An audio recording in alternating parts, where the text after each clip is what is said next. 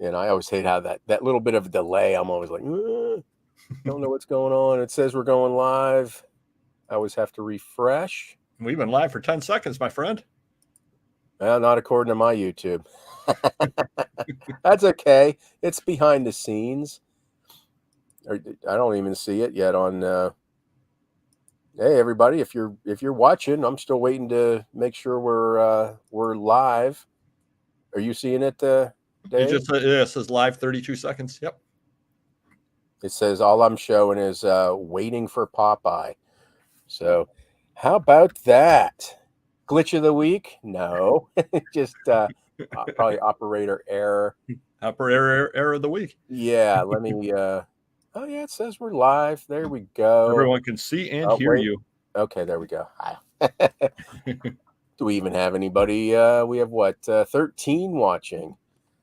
Should I do my welcome to another exciting episode of Popeyes Postcards? I'm Popeye. And I feel like I'm being mocked. I can't get it. We'll do it live. I can't get my voice. No, I'm kidding. So no, where's your other half? His son actually was in a baseball tournament yesterday over in Buffalo, and they advanced, so he's still in the baseball tournament over in Buffalo. Game is at 7 something or other, and given that Buffalo is an hour drive and the game starts at 7, that would be a little tight. He has an iPhone, doesn't he? Oh, there you go, right in the middle of the game. He can sit on a bench. He probably has earbuds, right? I don't know I don't think he does. I don't have those either. So I just got a set. I want to set at a raffle, a Christmas party. Flip it for real. I'll finish that thought in a second. I welcome the people here are talking. Thanks for coming on in. Gordon Long, thanks for coming on in. It is great to see us both. Oh, real quick, if Biff Bofo, if you're in here, I can't see him. He does not appear in my lives. I can't respond to his comments. So if someone would do me a favor, if I don't know if you can see him, Dave, if he's in here, but first, thank you. I'm still working with YouTube. I had to contact them and do a screen recording. But yeah, I don't see him. He's like a ghost. So Biff, if you're here, I apologize. Still not fixed. If you're not here, then we'll figure it out. Teacher Mom ABC, thanks for being a member. Thanks for coming on in. Hey, Kelly, thank you for being a member. Karen, thank you for being a member. Everybody. Well, if John runs along, yeah, he could easily show up on his iPhone. Kevin, how you doing? Postcard guy. Joe, hello. Good afternoon. Thanks for being a member. Hey, Brian, look at all those members. Thank you. Brian Goodman, Jeff, hello, and thank you. And Steve, we can make yes, you should have had like a little. Could you do like a little hand? I'm up there for him. I did have a question for Chuck. Yeah, well, we'll just all answer for Chuck. Hi, Lisa. How you doing? Oh, okay. Yeah, it's the name change could be a little interesting, and I've already forgotten what I was going to talk about before I went through everything. It's right on the tip of my tongue. Anybody refresh my memory? I wasn't listening, to be honest. Yeah, I don't listen to myself either. But I was going to say something, and now I cannot remember. Hey, Adam, postcards. No, I'm done talking about postcards. Adam, how you doing? Well, I know what I was going to say. You're my first, Dave. You are my first. You always remember your first, my friend. Exactly. Everybody remembers the first. I'm usually the interviewee, and I'm never the interviewer. So we'll see how this goes. I've done over my years working. I've conducted thousands and thousands of interviews, but I don't think we want to tap into those skills like Dave. When was the last time you smoked marijuana? How often do you use it? If you were a tree, what tree would you be? Yeah. When you killed that person with a hammer, what were you thinking? Do you feel any remorse? So those are the kind of interview and then into the deep dive family stuff, but we won't get into that. But like I said, Hey, I don't have. perfect segue. Michael is a member on my channel. Oh, awesome! Yeah, Did I just? and you just booted him. Oh well. Oh, there you go. Awesome. That's great. Hello, Michael. Hand pop. Yeah. So if anybody has any questions, this is just really unlike the $1 Million Peddlers, where Dave and Chuck have a set. It's like a set show schedule. Yeah. Format. I wing it. It's just completely whatever we talk about. So it's, if you have any questions, I have a little bit of questions, some questions here written down, but nothing really set in stone.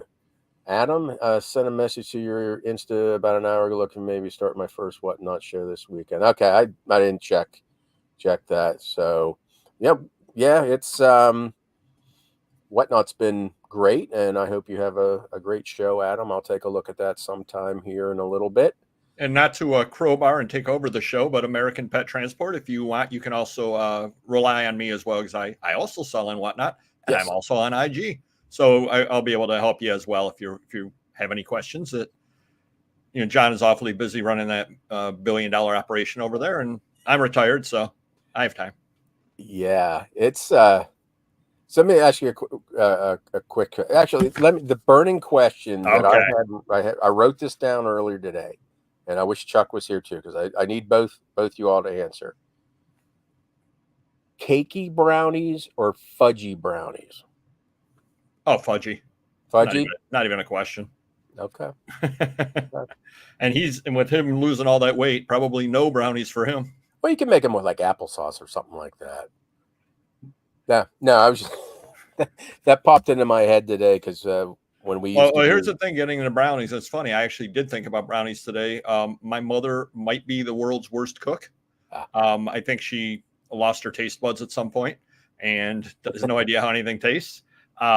But she was always deathly afraid of everything, of you getting a foodborne illness. So if the back of the package said to cook brownies for, I don't know how long, 25 minutes, that would be a good starting point for her. So she'd cook them for about 40 minutes to make sure you didn't get sick because of the eggs. Oh yeah. And everything, basically the box tasted better. Hey, nothing wrong with a box mix. True story. You are the only person that knows this other than Mrs. Paperguy. And hopefully my sister's not watching this. We went home for Thanksgiving a couple of years ago, and my mother cooked Thanksgiving dinner, and it was as good as usual. And we had Mrs. Paperguy and I had to drop my aunt off at her house. So we dropped my aunt off. I turned to Mrs. Paperguy. I go, do you mind if we stop at Long John Silver's? She goes, oh, I was hoping we'd stop somewhere. So we ate at Long John Silver's on Thanksgiving. Oh, my. Gordon Long, thanks for being a member. Scheduled onboarding for tomorrow afternoon, but I need a few more supplies and equipment before first show. Appreciate everything I've seen both of you. Awesome. Very good. Yeah, do you have, I know, Dave, you've done YouTube videos about Whatnot, but have you ever done like any really deep dives? You did like, is it worth selling on Whatnot or something like that? But have you ever done any like behind the scenes, this is how you set up? And I've never done anything the technical side of things, and we don't really do technical videos. And one of the reasons why is I know one way to do it, and otherwise I'm just kind of winging it and hoping it. And the other reason why would be, I don't know if you saw or not, but for example, Whatnot changed its listing. Now it's a 1-page instead of a 2-page. You don't have to click twice. So any video that we would have had would no longer be relevant as well. However, I think one of the most important things, and I did do a video about it, and there is a complete Whatnot section, as a matter of fact, what do you call it, where you put all the same type videos together? There's a word for that. No, I don't know. Yeah, I put all the Whatnot videos together, playlist. There you go. There you go. So I almost sound like I know what I'm doing. But one of the most important things, and you probably don't worry about this because you basically sell postcards by the pound. But if Right. you're selling individual type items, one of the most important things you can do is how you set up your auction. And there is a definite art to setting it up because I don't know if you're part of the Facebook group that Primetime runs or not about whatnot. I But left that. one of the biggest problems is somebody was in there saying, I don't understand what happens. I start my show, people come in, they ask for all the good stuff, buy it, and then nobody comes in. I don't sell anything the rest of the show. And I'm like, Right. yeah, because I know there's only 4 other people in when I walk in. I ask for all the good stuff and then I leave. I bought it super cheap. That's not how you set up an auction. Yeah, I would if I had a lot of real photos, and that'd be the first thing out of the gate. Hey, run those real photos. Oh, I'd slow it. I'd run everything else Yeah, but until absolutely. I get another 15, 20 people in Yeah, the and show. the running joke on mine, and hello, Dawn, right? She also is a member. The running joke is I completely backload my auctions. You can Mm, tell what I think is good because about the halfway point on is all the good stuff. Just because, and absolutely for the same reason. I don't want to put it up first, and nobody's made it to the show yet. right.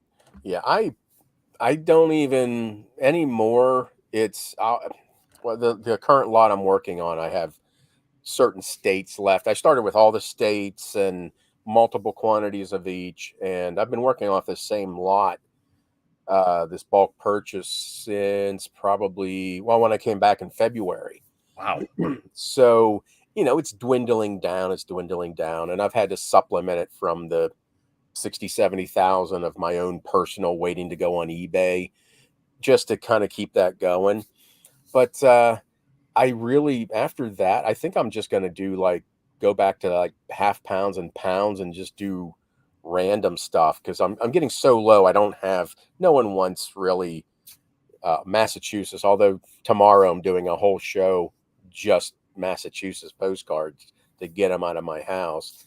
But there's some states that no one ever asks for, Iowa, or it's just no one wants it. So need to get it out of my house and eventually find some new stuff. So, and I find that people don't even look at the store anyway. I'll have I'll do a show note that says, if it's not in the store, I don't have it. And then people say, hey, do you have West Virginia? Do you have Connecticut? Do you have Delaware? I was like, is it in the store? Yeah, I don't have it. So I don't think, at least for me and what I sell, and maybe I've kind of ruined it for myself that I just sell bulk, instead of doing, because I'm really, your stuff is kind of like one-offs, real. I mean, you have you do paper and books and other stuff, but that changes every week. Absolutely. So you need to do a catalog. Have you ever thought of doing half a pound of paper and just pull out stuff just to kind of I'm contemplating doing book 1, book 2, book 3 because I've got a lot of books. Books are just coming in. I'm on a book by tomorrow. I got a book by Saturday, and then I've got about 10 free boxes of books available to me if I pick them up next week. Okay. I'm almost thinking of just doing books 1 through 100 and bringing the boxes in and just pulling the stuff out because I don't know what's in there, and they're free to me. So it's, as I've said many times, it's hard to lose money at free. Right. Yeah. You have to be really bad to lose money at free. Yeah.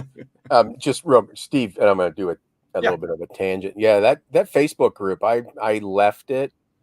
I don't even know if Dom's really that involved anymore.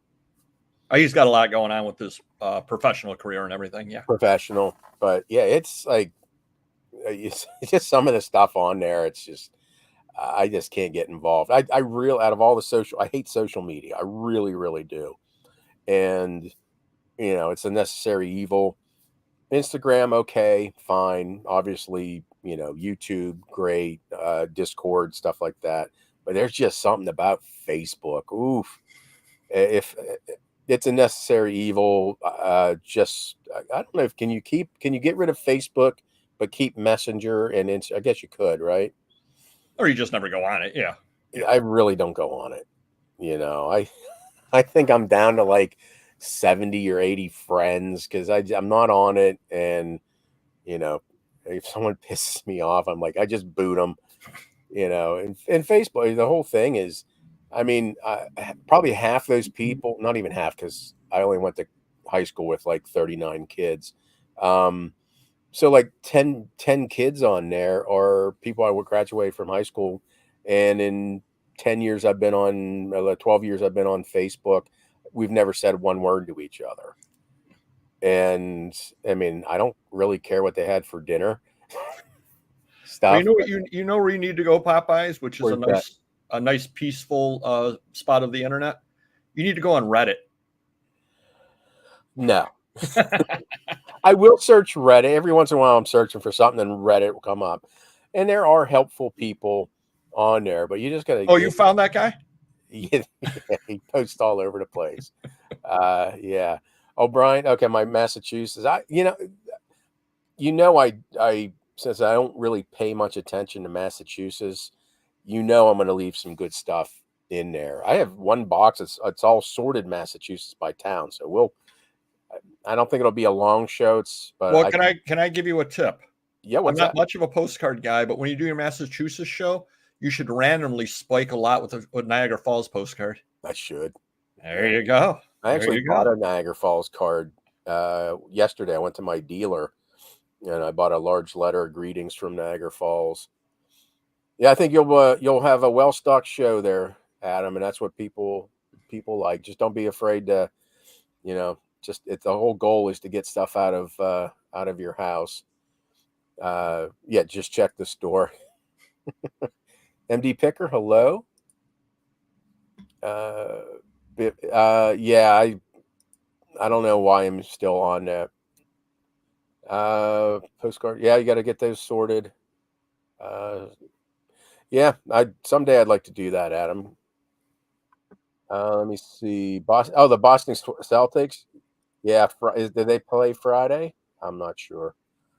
So, well, I'm going to crowbar in the item of the week. I thought of yes. you today when I went to a sale, and these will be coming up in a future ephemera auction. Picked up 4 postcards. Oh, awesome. $8 total for the 4 of them. So I thought they were pretty good. Very nice. All 4 patriotic ones. I really like that one right over there with the woman on it. Yeah, is it artist signed or anything? I can't quite see it. Unfortunately, not artist signed, but is a nice card over there. And I don't do postcards generally speaking, but again, they will be coming up in a future auction. They have packs of things of 4 postcards, $5 each, marked on the back, and I picked this one out.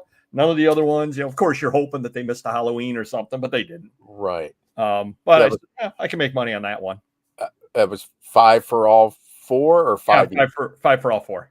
Okay, that's not bad. Yeah, I figured I can make something on that. So you don't even pick up postcards much? Not generally, no. I'll pick them up now, and I'll pick up an RPPC that looks pretty cool when I'm out somewhere. If somebody's got a stack of postcards $1 a piece, I'll pick a couple of cool looking ones out of there. And they go over on my Whatnot show for between $3, and every once in a while, you get some bids up to $15-$20 on it if it's a good card. It's probably a $50 card, but I don't care. I don't deal in them. Right.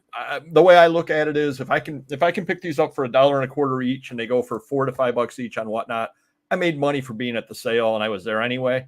So what do I care? And maybe somebody identifies who did the art on this and gets $25 out of it. Hey, good for them. Yeah. Good for them. I'm not going to learn it. I've got plenty of other things to learn. Huh. I'm kind of like the opposite. I will buy paper, but I hate it. And I know it's valuable, but I've really gotten to the point, if I cannot scan it, I don't want to deal with it. I hate taking pictures. And then even though the packing's not horrible on paper, although I did like Whatnot, I had these architectural prints from 1880s or something, like they come out of a folio. So they're huge pieces of paper. And it's a pain in the ass because I don't have any of the right boxes. They actually they sell and I only know this because I've bought stuff from Heritage before, and it's how they ship original art. They're basically large cardboard envelopes, and you just put a piece of backing in it. It works perfectly. It works absolutely perfectly. They have them that pretty decent. Yeah, I mean, they got them. I mean, they got them. Oh gosh, they got them 24 inches long, and they got them like wow. 18 inches long. Yeah, check up their craft. I think they're craft. Just check up cardboard mailers, and they've got the large size, so they work perfectly for that. I don't have enough left to buy any of those. USPS used to have a large non-priority box, and I have priority boxes that are probably 15, 20 years old in this house. With the old logo. The old logo, and I ran out. These large box were perfect for those, and I've run out, and I can't find them anymore. So, hey, Gordon Long, when's the Whatnot show that you're doing? Those will be probably whatever July 9th. They'll probably be. Okay, so there you go, Gordon, July 9th, possibly. Isn't that sad, Popeyes, that I have my shows planned out to July? Yeah, mine are into August, but I don't know what's. They're scheduled. I have no idea what I'm doing. But they're at least scheduled down to August. Like this week, I had a show. I did a half-hour show. Was it yesterday? Yesterday, there's a new.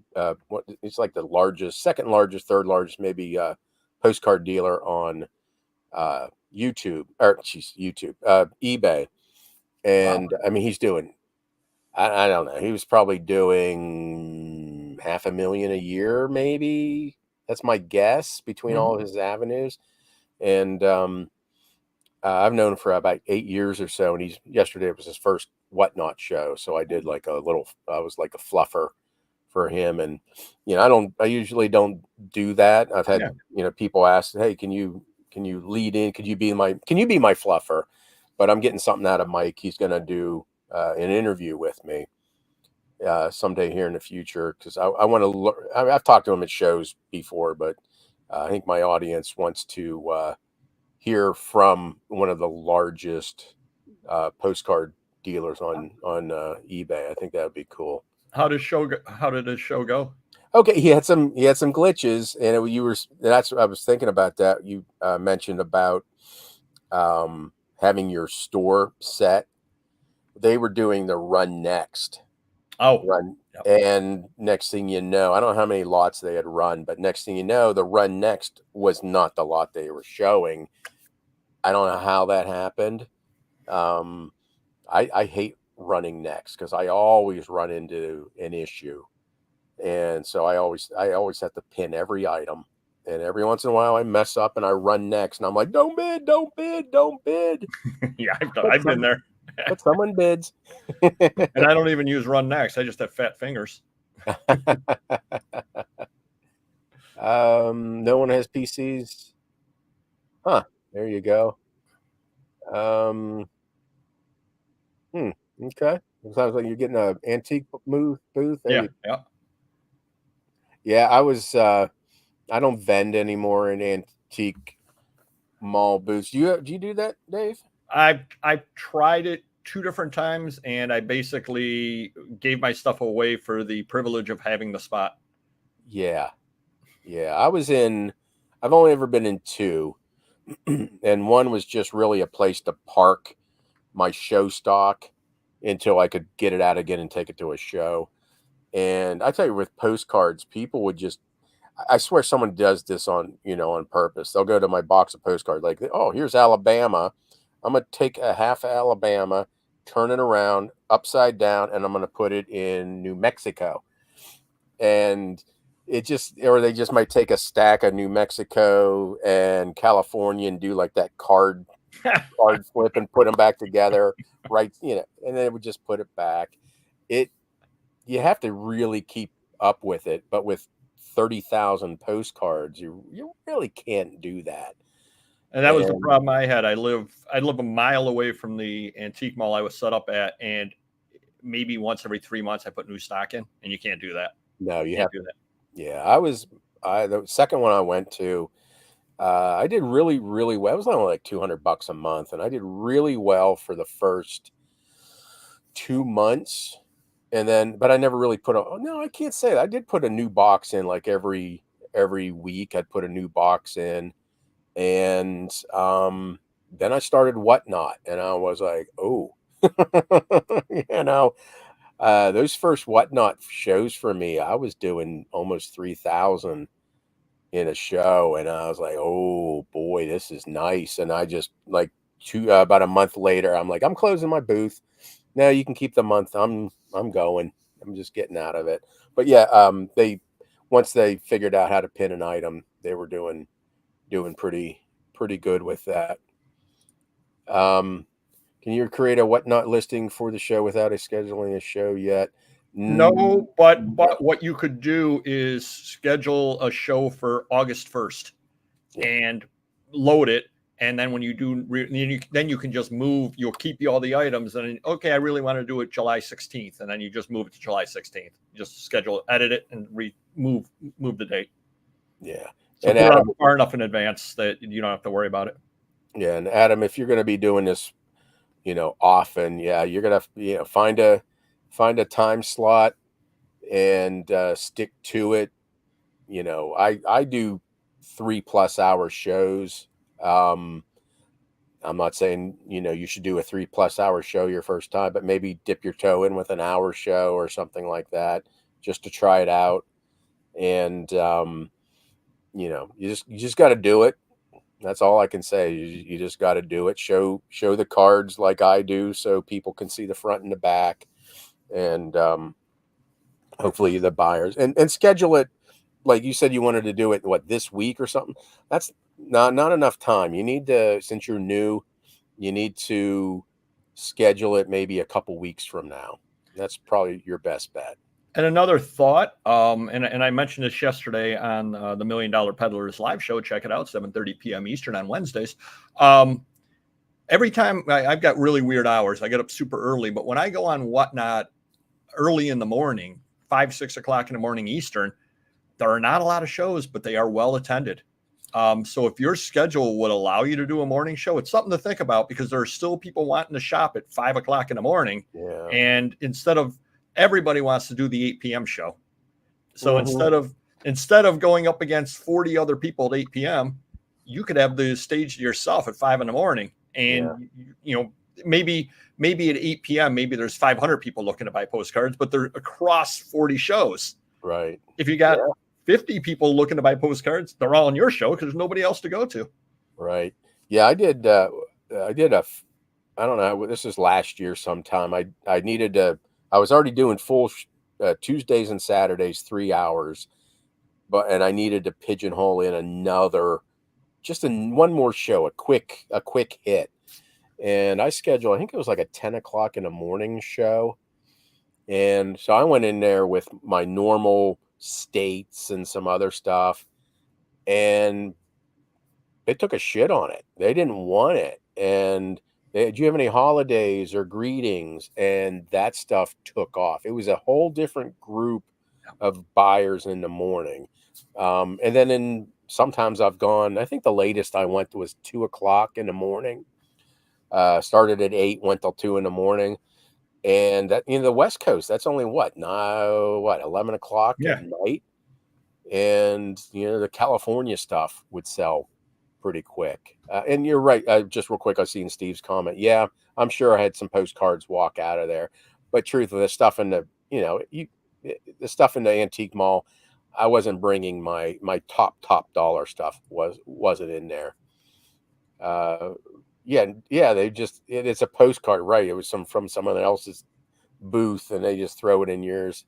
Yeah, yeah. It's I like finding postcards in antique malls, but it just sucked trying to keep on top of it. Yeah, and that's what I've done too. I always take them up. Hey, this was misfiled. This is someone else's. There's more details in. Okay, I'll do my best. I'm a busy man, but I'll take a look. Yeah, it's pretty crowded. But you're gonna step on someone's show, Adam, and you just gotta do Yeah, it. it happens. Yeah, and they'll step on your show, and you'll step on their show. You schedule a few random days, get a feel for, yeah, yep, what Kelly said. So you've been on whatnot? Is it 2 years now? Yeah. Yep. Yep. FSJ, how you doing?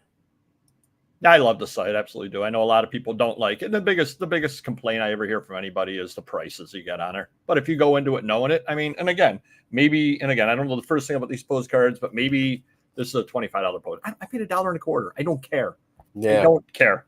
yeah, exactly. Kelly works during the day, Yeah, I need to try to do. I would let me know how your morning show goes for paper. I'd be curious to see how that goes. Do a morning raid train like 3 in the morning till 6 in the morning. I was on a junk journal and a junk journal train, and they gave me the first spot at 8 in the morning, and then they said you could start as early as you wanted. So I started at 6:45 in the morning. Oh, okay. People were there. People were there at 6:45 in the morning. Yeah, okay. I think I ran 6:45 to 9, and then rated. Okay. Yeah, Mike, they do. Yeah, people steal. Actually, the worst day I ever had on Whatnot, not dollar wise, but stupid me was part of 3 trains in the same day, hour long, and I scheduled another hour show. So I did like an 8, a 10, a 12, and a 2 o'clock show. Wow. Wow. Hey, Marla, how you doing? Welcome on in, Marla or Dan. I'll just say Marla Dan. Marla Dan. And I talk a mile a minute on there too, so my voice was hoarse by the end of that day. Yeah, after like 3, usually into the 4th hour, 5th hour, because I probably drink a gallon of water a day. I'm not fat. I'm just all water weight, and usually I don't drink much during a 3-hour show, and then get into 4 hours and 5 hours and 6 hours, and the voice definitely starts going. So there's a Schmidt auction. They were my first on Whatnot. They were my first. Yes, I've been there. It's been a while. I need to make another trip. Last time I was there, I think they only had one major postcard dealer, and he was geared toward collectors. And I like to find those dealers who they don't know what they have. I can cherry pick good stuff, and or those booths that just have. I still see people that like 35 cents for a card or 47 cents. Weird numbers. I like that. Overnight train in decor about. Okay. Yeah. The odd hours there's something to think about. Steve, thank you. Thank you. The odd hours like 135. See what I did there? West Virginia, about 2 big books of old picture postcards shipping to me soon. I'm kind of excited. Awesome. That's what you need. You need those contacts, people looking out for you. Is it bad to do more than one show? No, I've seen people do that. Yeah, a lot of people do. Yeah, they do have to pay double shipping. That they do have to do. Yeah, once you end your show, yeah, they have to pay double. Well, here was the interesting thing that I did on that. I did have people going to all 4 of the shows, and then I was able to move around the shipping as far as if you bought something larger for me in shows 1 and 3, and the weight wasn't way off, right. I basically packaged the 2 large things together in the heaviest box and sent it out. Made shipping so much easier. As opposed to, hey, I got to ship out with 3 boxes. No, I show with 1 box and 2 envelopes. Right. Well, that's a good idea. Yeah. I still bought stuff from him, but it took a while to find some stuff that I could make money off of.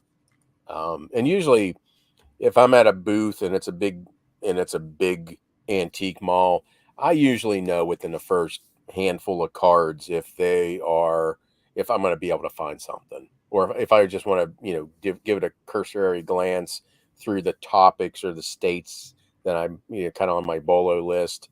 But you pretty much know if you pick up a card and it's a corner's missing and they still have $4 on the back, it's probably time to walk away.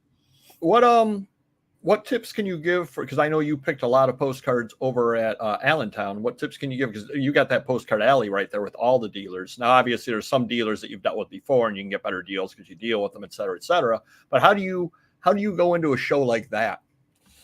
I still get overwhelmed. I have a mental BOLO list. I used to carry a paper BOLO list, and my members have that access to that list. And now I just pretty much, not that I've seen every postcard, but I have seen a lot of postcards. And I just saw one yesterday at my guy Dave's house.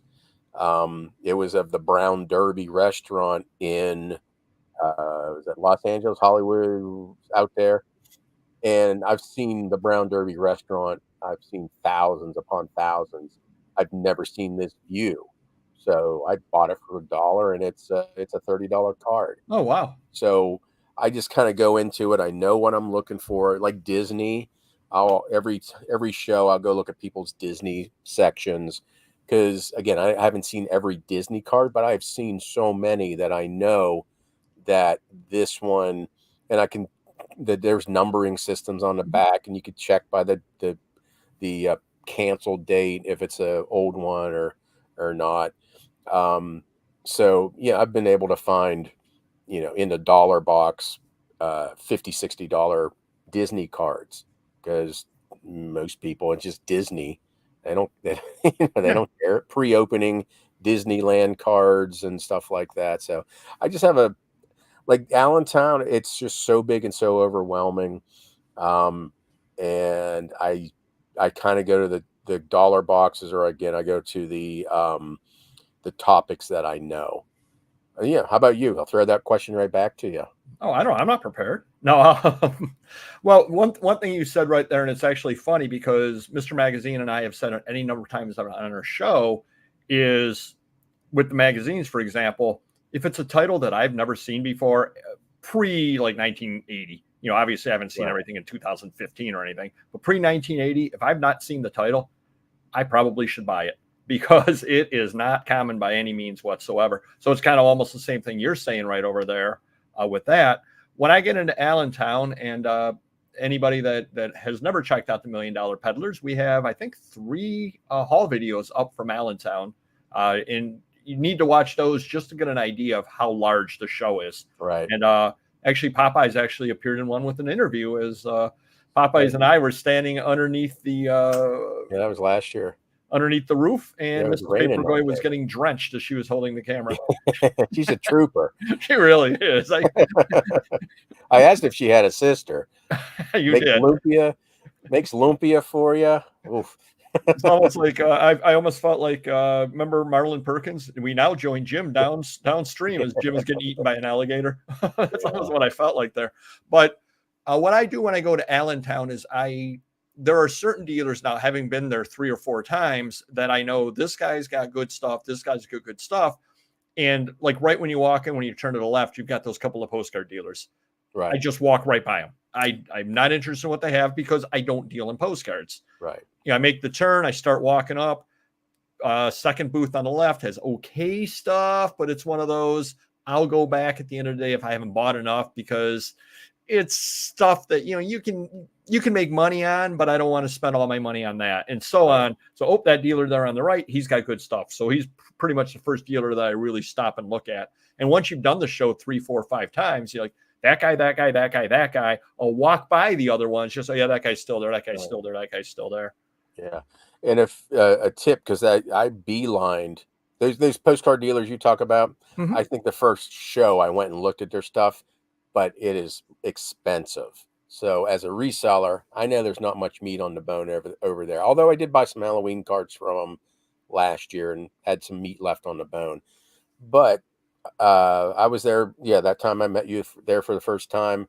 I talked to a dealer about Halloween, and she's like, let me know for, I think it was the fall show. Contact me before the fall show. I have a whole bunch more Halloween at home. I'll bring it. Well, I didn't make it to the October show or fall show. So I knew I was going in April, whenever it was, May. And so I reached out to her and I was like, hey, I'm going to be there. Do you still have Halloween? If so, could you bring it? And she wrote back, she says, oh, yes, thank you for contacting me. I'll put them in the bin to take. And she had a box of 100 plus Halloween cards. And she's like, I had people asking for these because she was there for dealer setup. Yeah. And she wouldn't let anybody look at them until I got there. And of course, I'm looking for resale, so she had ones for 40, $50, and I'm thinking, there's not that much. It's a collector's Yeah. price, but then she had ones for 12 to 15, and so I was able to get, I don't know, I think I bought probably 30 or 40 cards from her. So yeah, so with that, and then she had a whole bunch of bulk stuff on the table too. So I think I spent $900, boom, right like that Wow. at the Nice. first Yeah. booth.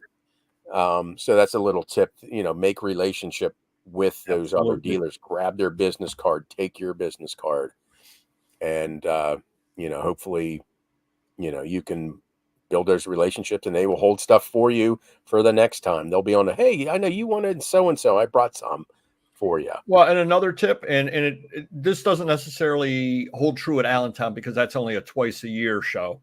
But if you have a local flea, there are a couple of people that I pretty much buy from every week, even if they don't really have anything that I want, because I'm buying at the $1, $2 level generally, just Right. so that way they remember, oh, he's always buying something. Always, every week he comes by and he buys something or other.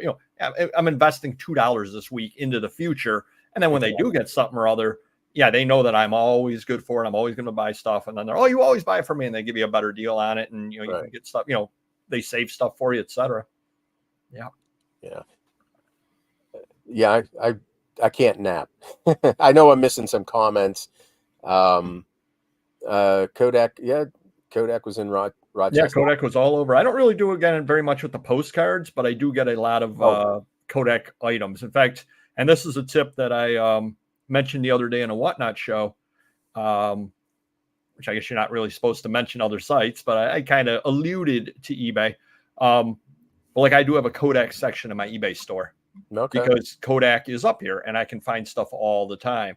So if you've got a big manufacturer near you or something like that you always see, set something or other up in your store, because again, you're always going to be able to fill it. And then people are going to know, hey, this guy can get this kind of stuff. Yeah. Adam, I think those Kodak, I think the postcards that you're talking about, I think they're pretty common. A couple bucks. Pick them up if they're old. Disneyland's obviously the best.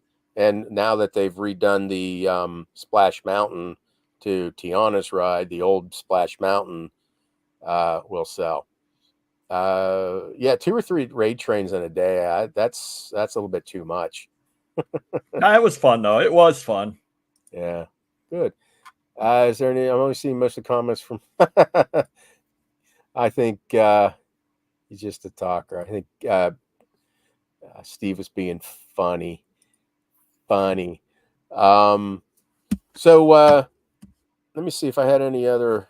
I mean, I have a question, a whole bunch of questions. Did you what kind of inventory system do you use? Like a SKU number inventory, or do you do like me and have a box letter and a tab number? Or I use the custom SKU on eBay, and I basically do the same thing over on Amazon, and actually on Etsy I do as well. Where it'll be like I just sold the last item I sold was out of EB 29, which is eBay Books 29, okay. And that's in one area. All the EB boxes are together, and then I've got like M1, M2, M3, which would be magazine, and so on. So that's kind of how I have it set up. When I first started many years ago, I had no inventory system at all. And I would sell a magazine, and it was like, oh, I've got a box of large magazines. Oh, it's a Life magazine, the Life magazine. And they were alphabetized, except when you do it that way, you don't always stay current on the alphabetization because you list the large magazine. You're not going to go up and put it in the right spot. So you end up with a pile of those. The real problem was when I sold a magazine that was a large magazine, and I thought it was a digest. So I'm looking through the box of digests, and I cannot find it. Then I'm like, well, maybe it's a regular size magazine. And then I also stupidly had car magazines apart from, and I said, I'm spending way too much time trying to find stuff. Now, this was before custom SKU, and it was before all that. And one of the reasons why I think is we all end up with stores that are a lot bigger than we think we're going to have. Right. And having no inventory system works well when you've got 20 items. Right. Yeah. When I first started, I did states, and then I would, as the states got too big, then I would do cities within the states, and then topics, transport, basic topics. And then that just got too much, because then as I got into 15, 20 boxes of states, I would always put Vermont into New Hampshire or something like that. And it just became a mess. And I was asking around, what kind of inventory people use, as if I wanted to get bigger, what's the best. And there was a guy, he was always in Scavenger Life podcast, and he did inventory, I think for the U.S. Air Force or something like that. And he said try box number or box letter tab number. And once I tried it, I haven't looked back. And that works for me. And I know people do other stuff. I know the chat's getting away from me. Well, the other problem with the way you were originally doing it too would be you get a train museum. Well, did you put that under the city or did you put it in the train area? Right, exactly. Yeah, I'm more of a state. Yeah. But then sometimes maybe it doesn't list really the state on there. And then you're going, exactly. am I going to do extra? Okay, I did research to figure out it's in Texas. Am I going to remember that? Sometimes talking to dogs and cats is better. Yeah.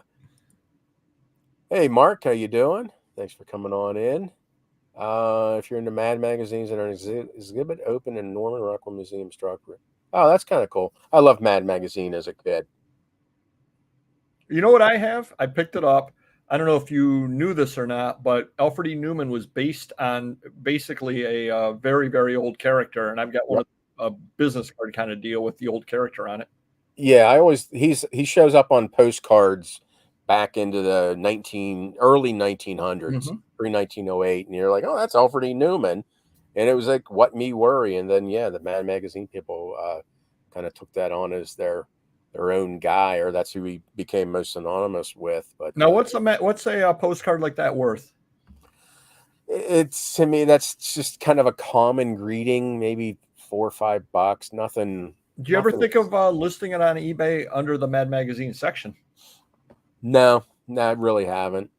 And those kind of tips you can get when you subscribe to the premium channel of. I was getting there. No, but that would be something other to think. Next time you pick one up, pick it up and then listen in the Mad magazine section. Yeah, that's a good idea. $10-$12. Why not? See if it sells.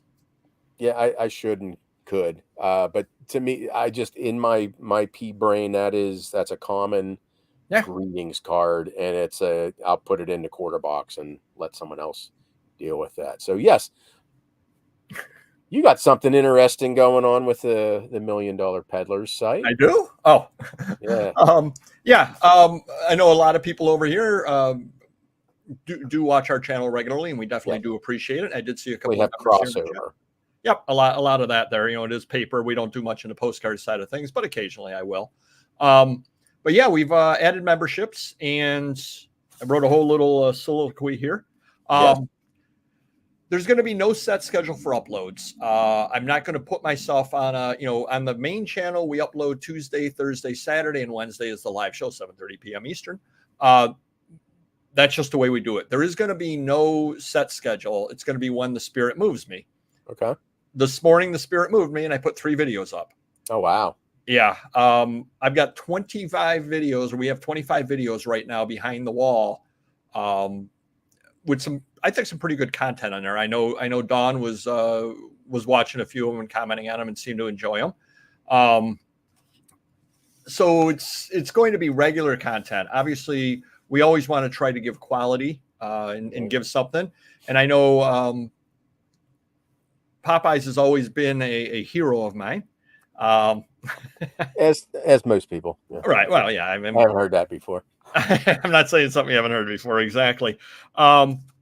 But basically, the first 2 channels I ever watched were you and Auction Professor. And I did talk to Auction Professor back last October, and he said, you got to do Patreon. And then you were pretty much, I'm like, yeah, I probably should after I retire. And I kind of forgot about it. And then when I talked to you over at Allentown, you said, hey, look, this is what I've done. I said, I've got no excuses at this point. I absolutely need to do it. I want to do it. And one of the reasons why is because at times I can be a real geek about paper. I just absolutely can. but you can't be a geek like that on the main thing, because nobody's going to care. You're going to get 50 people that watch it, but the main people that come by, they don't want that. They don't want to find out, 53 different terms in selling a book to use. Oh, it's a quattro ex lib. Yeah, that's going to really get people really, really excited. But I can do that kind of thing behind the wall, and it gives value. And so that's kind of what I want to do over on that side as well. And so I want to thank you, Popeye, because again, you sat there. I was smart enough to corner you far away from the emergency exit, and you couldn't run. So then you're like, I'll just throw him a nugget of knowledge and he'll leave me alone. But yeah, so you've been my inspiration as far as doing that. And I've been kicking it down the road. I was making the videos, but I wanted to do tiers. I wanted to do this. I wanted to do that. And I kind of almost became Hamlet, where I'm overthinking everything. And finally, I want to thank you for having me on the show tonight. Sure. You kind of forced me to go live with it. Okay. Because you can add tiers afterwards. Right. And, maybe I want to have a Discord at some point. Maybe I want to have. I've got a whole bunch of ideas of things that I want to do, but you can't necessarily open the doors. And there's a reason people do soft opens and all that. You do things to see what works, what doesn't work, and you move. You can't open the doors and have everything perfect from day one. And that was what I was trying to do, and it doesn't work. So I do want to thank you for that as well.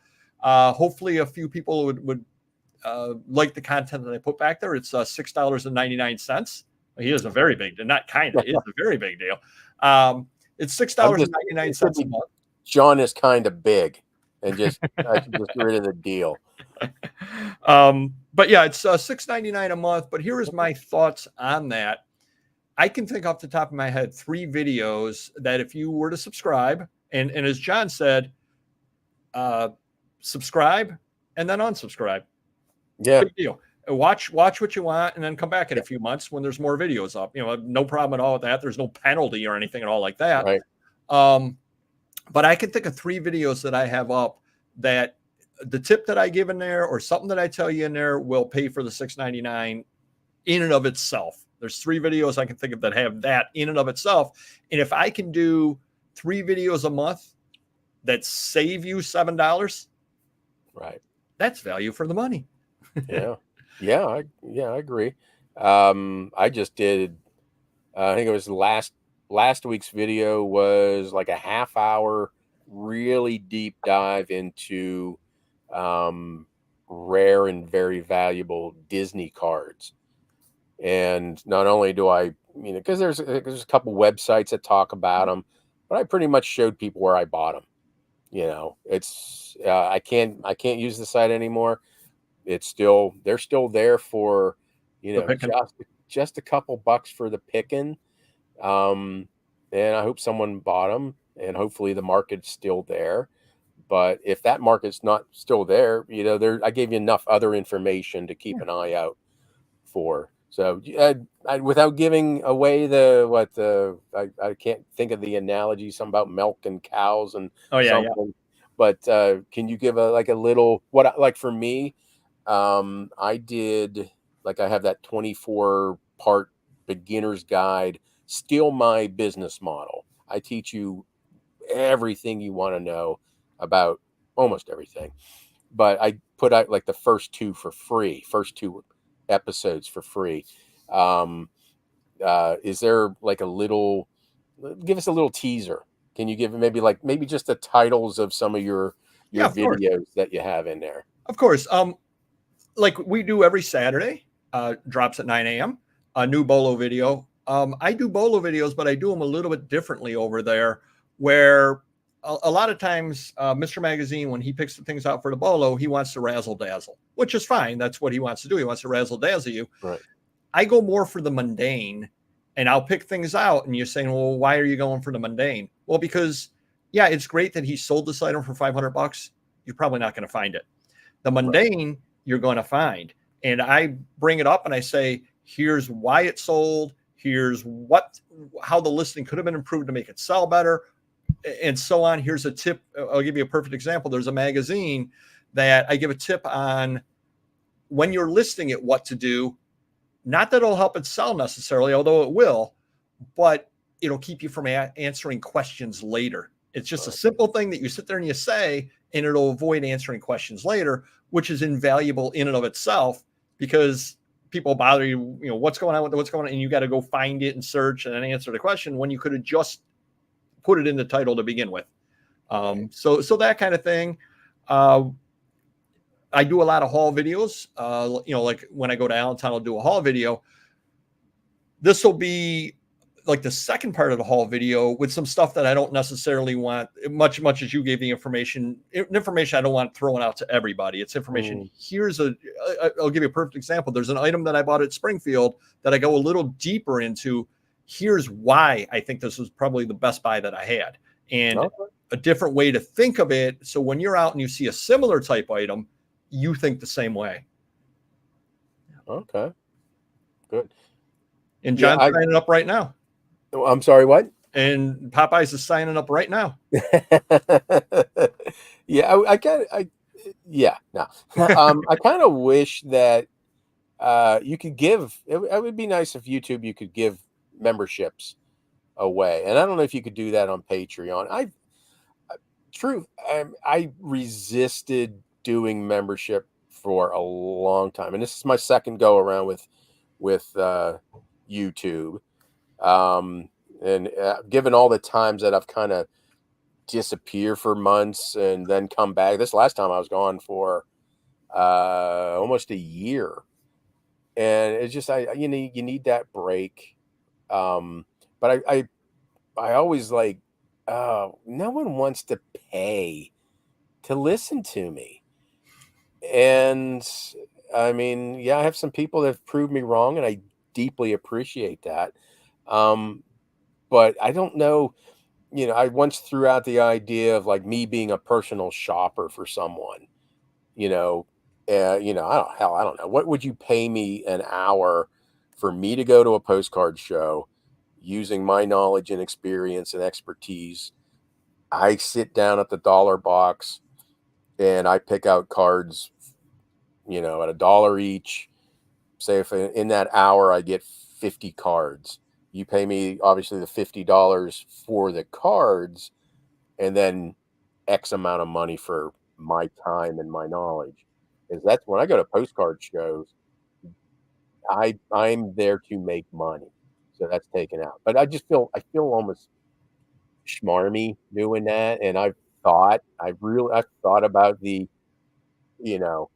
like a one-on-one, buy Popeyes time. How much is my time? You ask me for an hour, whatever you want to ask me, but you pay me. And because I've seen some of those, I'm an influencer, and they're like, $500 for a course, and I'm like, oh my god, who's paying that?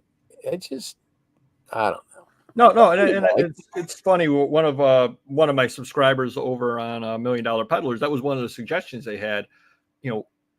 Put a tier up with a Zoom call, and I was thinking about that. An hour a month Zoom call. Then I'm thinking about what can I price that tier at, and because obviously the flip side of that is it has to be worth my time as well, because my time does have value. So it can't be like $12, because hey, sign up for $6.99 or for an extra $6, you get to talk to me. Well, my time is worth more than $6 an hour. Doesn't seem like it, but it is. But on the other hand, okay, if in my head I got to make $50 an hour, who would want to pay me $50 to talk to me? My wife would pay me $50 to shut up. So, so that might be a tier. I'll actually shut up during a show. Yeah. Adam, yeah, I've talked about that for years. I would love to. I have the van picked out. I have for the longest time I had the motorhome picked out that I was going to use and had it all planned out. And then I actually looking at like renting an RV, and then you have to go to a campground, and a campground costs almost as much as a hotel anymore. So I went smaller, and the same thing, I could probably fit, my 50,000 in there, easily do it. And, I'll keep that one. That might be a paid membership, what I want to do with that one. But someday, I think after I pay off my truck and pay off my daughter's college. That could be in my future. Yeah. Well, and it's funny you were saying about being a personal shopper. I've actually wrote down to do a video at some point. I almost wish that I had an acolyte or whatever you want to say, an apprentice, because I'll give you a perfect example. Allentown. I was walking around Allentown and there were buys that were you could make money on Right. without a lot of work, but they weren't things that I wanted to deal in. And not because postcards or anything like that. They're things that I deal in. But I'll give you a perfect example. A gentleman there had 50 or so classic comic books for $100. And a couple of them were okay ones and this and that. I'm sure he would have moved on his price.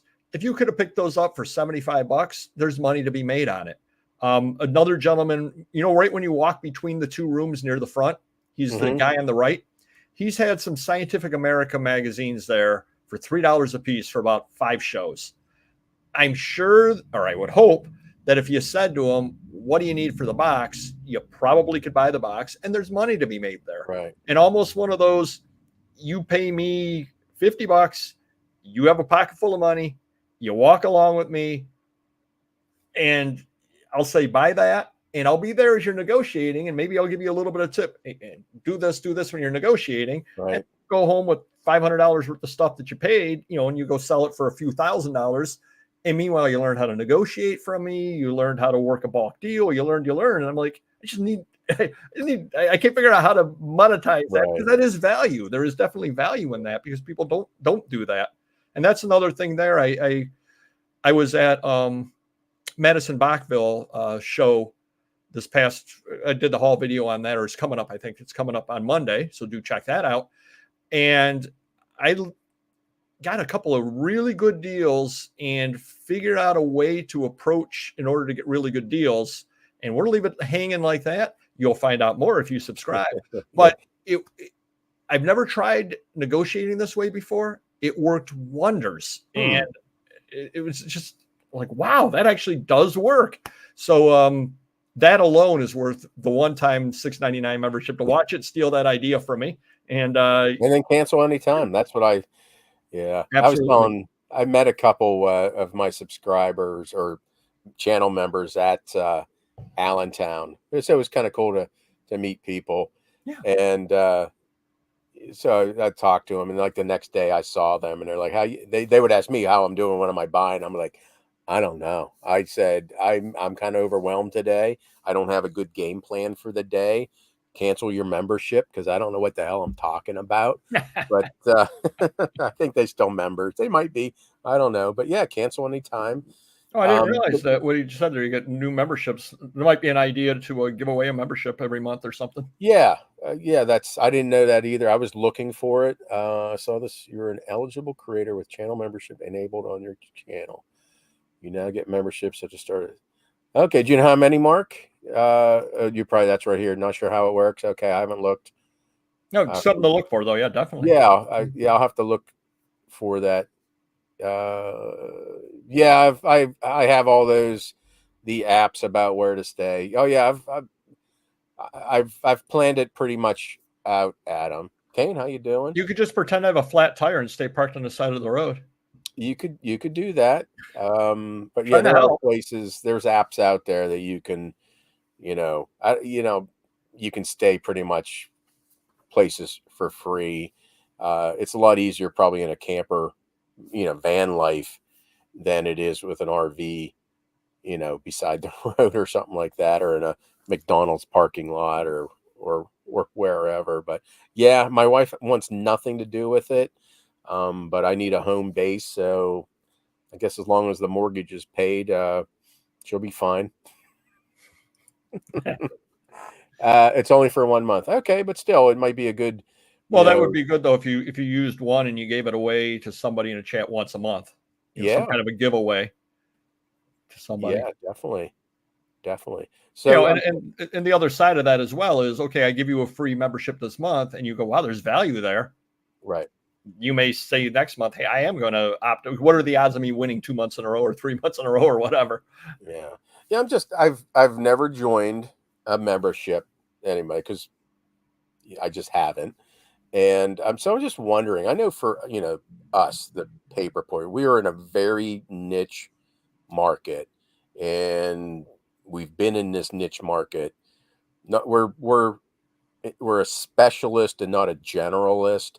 So I'm just curious, like some of the other people who are generalists, you know, that they're going to Goodwill. How much value, if they're just going to Goodwill and yard sales and it's stuff that everybody knows, their memberships. What do you get out of those memberships? I don't. Have you ever joined any other memberships?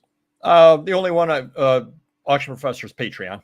Patreon. Okay. Yep. And he's really gone into really long form videos on things and really, really deep dives. He's much like us, he's a geek as well as far as paper goes. And so he goes really, really deep into it. And that's and again, that's the beauty of it, is that we now have that opportunity to do it. Right. Again, I can grab a book, and this is an idea maybe I'll do in the future. Just grab a few books and tell you, hey, this is foxing. This is this. This is called a tissue guard. This is this. This is this. Because again, these are things that I take for granted. But I realized when I was doing a book auction over on Whatnot, and I'm using the correct book terms, a few people were saying, what does that mean? What does that mean? What does that mean? And I didn't even think twice. It's like, well, of course it's XLib with foxing and biopediation or something like that. Have you ever heard that term? That one I've not heard. No. The little worms. Okay. With the bug. It's like biopediation or something. When all the dental books, I printed out because what you were just talking about, I was like, oh yeah, I knew that, the flyleaf and the blah blah blah, spine cracked, and I learned all these things to sell. Name on the FFE. What was that? Name written on the FFE. Front fly and paper. Yep. Yeah. And then BFE is the back one. Yep. Absolutely. Yeah, and so I learned some of that. I would spell it out, but it was interesting. I'm glad I don't have. Well, I still have probably 1,000 now. Well, with all the journals, I probably have 1,000 dental books yet in this house. Well, and that's one of the problems too. Not to go off tangent a little bit. Like I saw on Amazon, and I got a negative from somebody over on Amazon a while ago because I listed something. The drop down of good. I don't know if you've ever listed on Amazon or not, but the drop down of good, and my description was the item was very good, which it's a comic book, and there is a strict grading system for comics, and it was a VG was the condition of it, and the person left me a negative. This isn't very good, because they were thinking very good in layman's terms as opposed to collector's terms. I'm like, no, it absolutely was VG from a collector, in the same type deal. Sometimes you have that problem where I've seen some booksellers listings, and God bless them, they know exactly what they're talking about. Nobody else does, because they're so deep. And as you were saying, you spell out, the back free end paper and all that stuff. You sit there and you look at it, the three heavy duty book dealers know exactly what they're buying. Nobody else does. Right. Yeah. Yeah, Jody. That's what we're talking about. I started a members only type of channel. It's not just the jacket. Yeah, I have. I don't even know how many. I'm probably hitting 35, 40 now. That you have to be a member to view those videos, and they're deep dives, pretty much giving you value that you can use and make money off of. And then Dave and was Chuck do much with is it mostly you? Mainly me on this side, and mainly because he would fall asleep during some of these videos, because they are deep dives and they aren't things that he necessarily. Now we may bring him in for some like business type deals, talking about running a business and that kind of stuff, because that he could do very, very well on. If I start talking about BFEs and foxing on books, he will fall asleep. Yeah, but he's definitely can share about how do you go about a bulk buy. Yes, absolutely. That type of stuff. Or a super deep dive he could do into like Star Wars, things like that. He absolutely knows that 100 times. I mean, sometimes he'll be like, "Oh, this is the first appearance of," and I'm like, okay, if you say so. Is that you're talking about a pen? That's a character, really? So yes, Jody, the $1 Million Peddlers just yesterday, put out a paid membership also, and Dave was talking about what you say again, 23 25. videos? I had 22 yesterday, and I put 3 up today, so we're up to 25. Yep. Okay, awesome. That's awesome. So it's definitely worth, if you're not, at the very least, subscribe to both of us, and if you really want to go further, do the join. Then I've had people. It's like I think there's an issue with joining from mobile on YouTube. I've had people. I can't find the join button. So on the videos, there's an actual. If you go to your YouTube studio, there's a link that says Yep. use this link, and Yep. People were able to join mobile through that link and not through. I don't know why, but the join button's maybe gone on mobile. So. And maybe we'll do something if enough people join. We'll do a collaboration where you and I naked Jello wrestle. That's I just the lost other. I just lost all the members. I don't understand this. That's that other paid membership. Oh. Fan zone. No one wants to see that. Although there's probably like 4 or 5 guys in Japan who want to see that, but no one wants to see that. July Albuquerque. I've not been out to Albuquerque. No, I've never been to an antique mall in Albuquerque. Just got to look that up. Mike, thank you. Membership enable. I have 5 members if they get nothing. Hey. Home base for Popeye, Rochester. No, I like where I live. You just lost my Jello wrestling idea. Oh, there you go. So 5 guys from Japan and Kevin. Oh no, God, no one wants to see that. No one wants to see that. So I was kind of hoping Chuck, because I had a question for Chuck. You can ask it. I can answer on his behalf. How did he get into porn? Since a young boy, he found a well, yeah. Basically, kind of, he was a comic book dealer and action figures. Well, long story. I'll make it a long story. His dad, back in the 70s, had a video store back in the late 70s, early 80s. So was selling VCRs and all that stuff, cutting edge of all that kind of stuff, selling stereo systems, all that kind of stuff. And then they kind of transitioned over into action figures, baseball cards, all that. I remember, do you know what Pogs are? Yeah, the little paper Pog. Yeah. They were actually selling those when those were hot. And you still got boxes of those sitting somewhere or other. So when those become hot again, he's sitting on a mint. So he kind of got into that. And then 1998, as a matter of fact, eBay was starting to become the thing, and everybody was always talking about eBay. Right. So we're like, well, we'll try that over there. And I sold off some of my doubles of my sports cards, and he started selling sports cards. And somebody came in one day with some books, just regular books, like an old Bible. And I still remember the purchase that he made. I don't know if you know who Lois Lenski. Ever heard that name? Mm-mm. She's a kid's book author. Well, we bought them and listed them. Had no idea whatsoever that, the different prints make a difference. So we listed them, and because they had this copyright date, but turns out that nope, that just because it says 1942 doesn't mean it's 1942. There's a different way, and so we learned a valuable lesson right over there. So he was kind of trying all kinds of different things. And of course, when you pick up magazines, you pick up the Playboy, and occasionally you pick up the other stuff, and so he was kind of listing everything, throwing everything against the wall. And the adult stuff just was selling fairly well. Now, it was a very niche if you're west of the Mississippi type thing to sell. But he was, selling that. And as time went on, it was just becoming more and more of the business because nobody else really buys that kind of stuff. Right. And that's really what it came down to. It was almost he fell into it because a lot of people don't want to deal with it. And then somebody had the bright idea that at some point you need to start up your own website. And he hemmed and hawed and this and that. Well, he was well placed when eBay got rid of the adult section because somebody told him that have an adult have an adult website set up on that Okay. over there. And now he's sitting pretty in it, but it was just kind of fortuitous. And that's a big word that probably means something. I couldn't even spell it, and I'd mispronounce it, like Worcester and Gloucester, Mass. Waiting for the comments from Callie. We'll Oh, see. you would have a lot of fun coming up over here because we got lots of those towns. We got Avon, which is pronounced Avon up here. Okay. Everybody else in the world pronounces it Avon. We pronounce it Avon. We got Leroy, Leroy, which we pronounce Leroy. Leroy. Okay.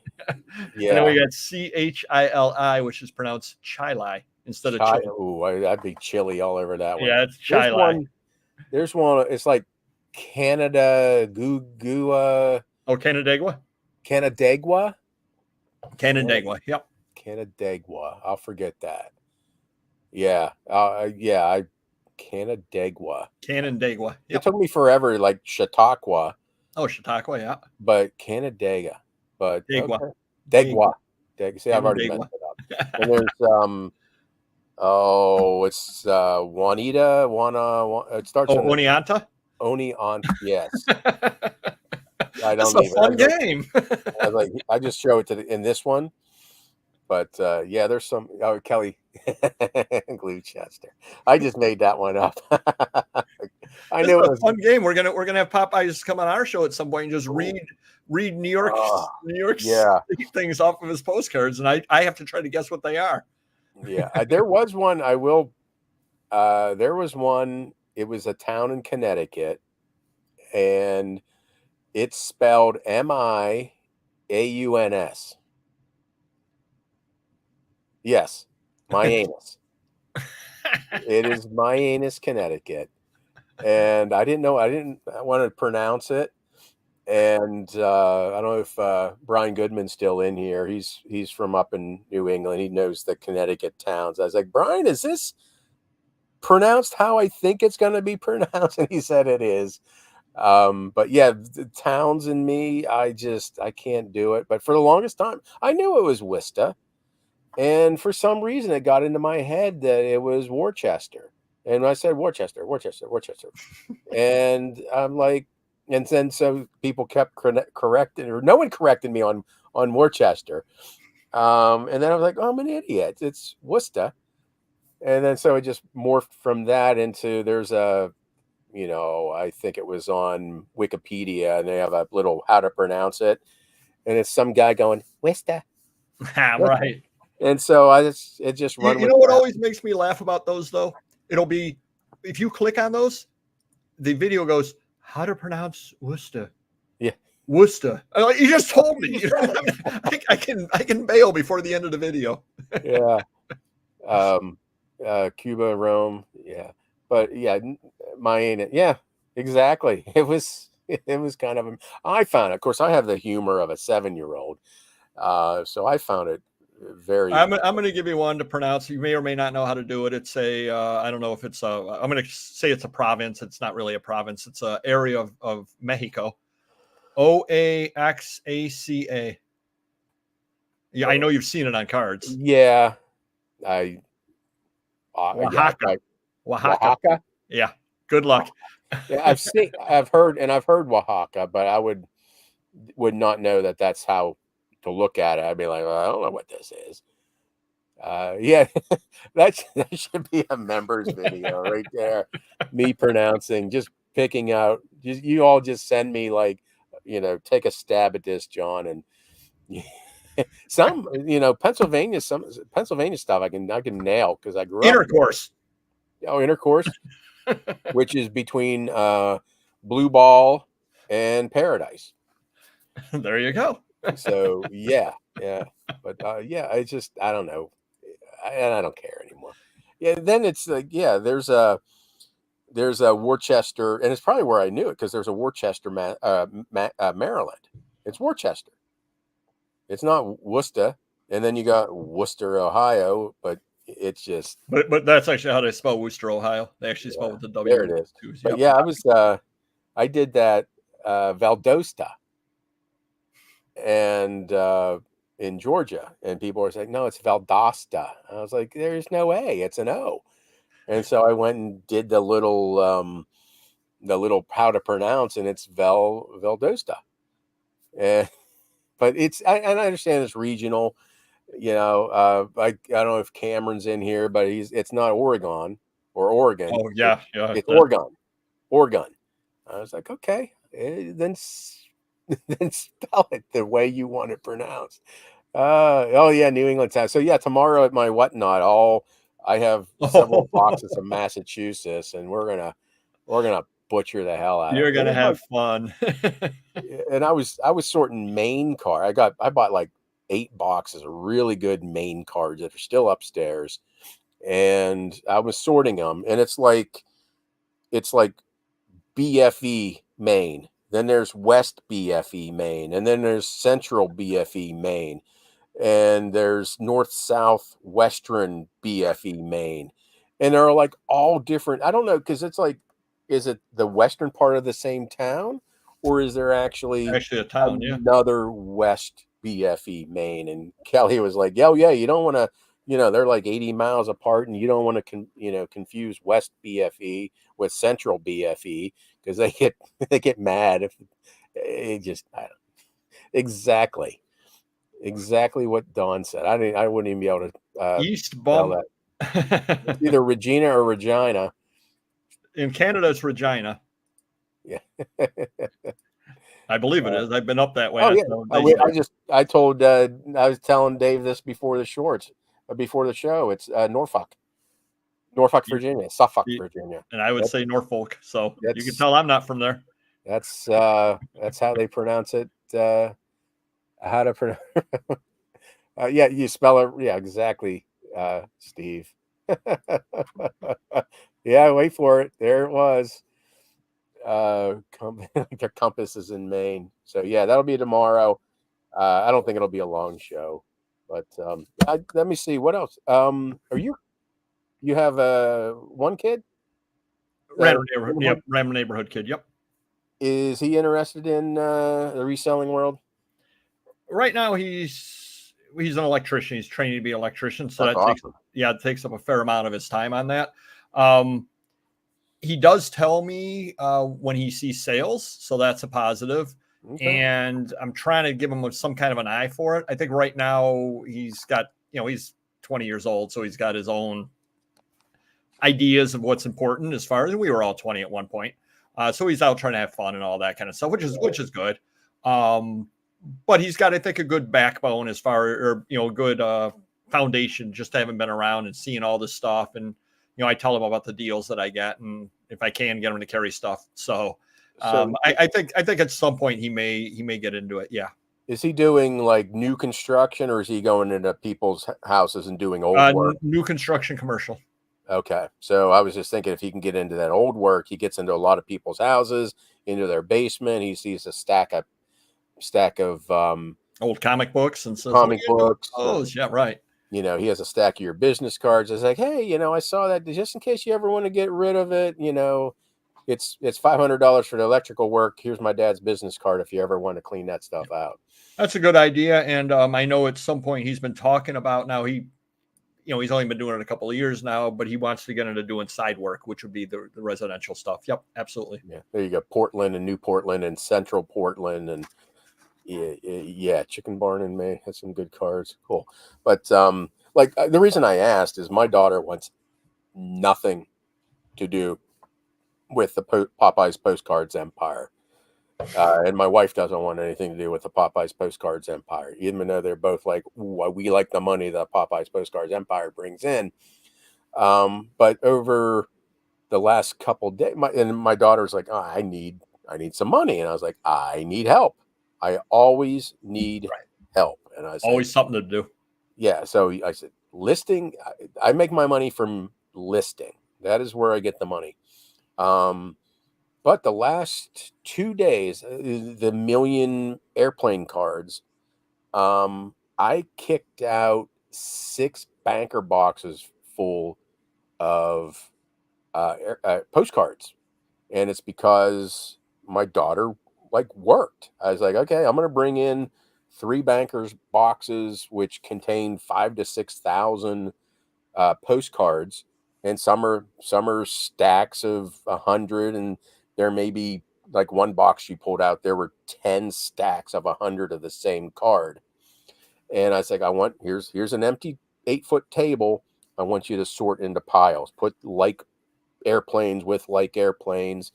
Some may only have. I said if it's less than 10, put it in this box. That's like a misfit airplane pile. And so she sorted. She'd do a full box, and then I say, okay, once you get them all separated, put them in like this. I want, do a tab, and behind that, number the tab 1 behind, put all like, and just do that, fill up the boxes. So I was able to list 14 boxes of airplane cards Right. and it's like, it was actually 5 banker boxes full, got me 14, and each they're 18 inches long, so it's like 1,200 to 1,400 cards in a box. So I listed like $50,000 worth of value or more, and another, I don't know, it was a couple thousand cards. It's because she worked for me, and I'm like, wow, you do 3 boxes a day. I can blow through these oof, oh, a flashback. I can blow through these airplane cards in probably a month. I could have all million of them listed in a month if you keep working. And I pay her $15 an hour, and with a bonus, so, which is worth it to me, because Yeah. it would take me, that the 7 hours that she spent working, is 7 hours that freed me up. So I just curious if does Chuck, his boy, I know he wrecks vehicles, but is he interested in He helps out, but it's more grunt work. grunt work? Yeah. So if a deal comes in, he helps unload the trucks and all that kind of stuff. So he's doing that kind of work, which of course is invaluable as well when you got the warehouse and you got a truck in and you got to get the thing unloaded. Grunt work has its value, definitely does. Okay. And that's one thing that I've been talking to Mrs. Papergoy about. I said, if you could set up whatnot auctions for me, just set them up, because that would save me so much time. And it's not difficult to set one up. You just take the picture, and especially the easiest thing in the world would be to list books, because take a picture, you put the title to the book on it. You don't get into like opening the pages and taking just the front. I figure that's what the show itself is for. I just want to show. Yeah. I just want to show the cover. How about eBay? Well, that's one of the things I hated about the dental books was cover, spine, back cover, inside to make sure it wasn't cracked, title page inside, and the dental books, some of them had really great images of like, some of the best ones were like dental, like facial reconstruction, dental reconstruction for World War I soldiers that had their face blown off and stuff like that. So there was really, great visuals. Yeah. But it was 12 pictures of each book, and it was just such a pain to do that. And for me, it was like eating grape nuts. I don't know if you ever eat grape nuts. You keep eating and eating and eating and eating, and half the bowl is still there, and you keep eating and the bowl's still not going down. That's, to me, was like the dental books. So that was a nice, really roundabout talking about if your kid was going to take over the empire to eating grape nuts. Well, I always call that, what you're talking about, the dental books, and unfortunately, I still do this. I call those projects, and unfortunately, and I don't know if you saw the show yesterday with the item of the day being that giant bottle that I bought. I know it's worth $3. There's comps on it for 70, and it's still sitting where I had it at yesterday. And probably 15 shows from now, it'll still be sitting down there. Okay. And I've got a number of projects over in the room as well that is just, I know this is a really, really good deal. I'll give a perfect example. You got 1 minute? No, I got. I have nowhere. We're both retired. We could talk forever. I could talk forever about paper, postcards, and we still have we actually gained people. We were down into the 30s, but we're up into the 40s now. So yeah, I'm not. We'll keep that one. Switch history. Yeah, she doesn't went into postcards. That's all I know. Postcards. Postcards. Oh yeah, listing. That's what I I liked people talking in the background to list that. And sometimes I've done a listing. In fact, I did a listing of airplane cards a couple weeks ago. Do you know what these are? No, you're on a small screen, so I really can't see. Essentially, not first day. They're essentially postal covers. Oh, okay. From the 1890s through the 1930s, primarily foreign. I don't know the first thing about these. I do know that paying $10 for this entire box, it's a no-brainer. There's money to be made. There's 300 and some, and I did sell a few of them over on Whatnot. So I'm basically out of this box. This box is free at this point to me. I'm sorry.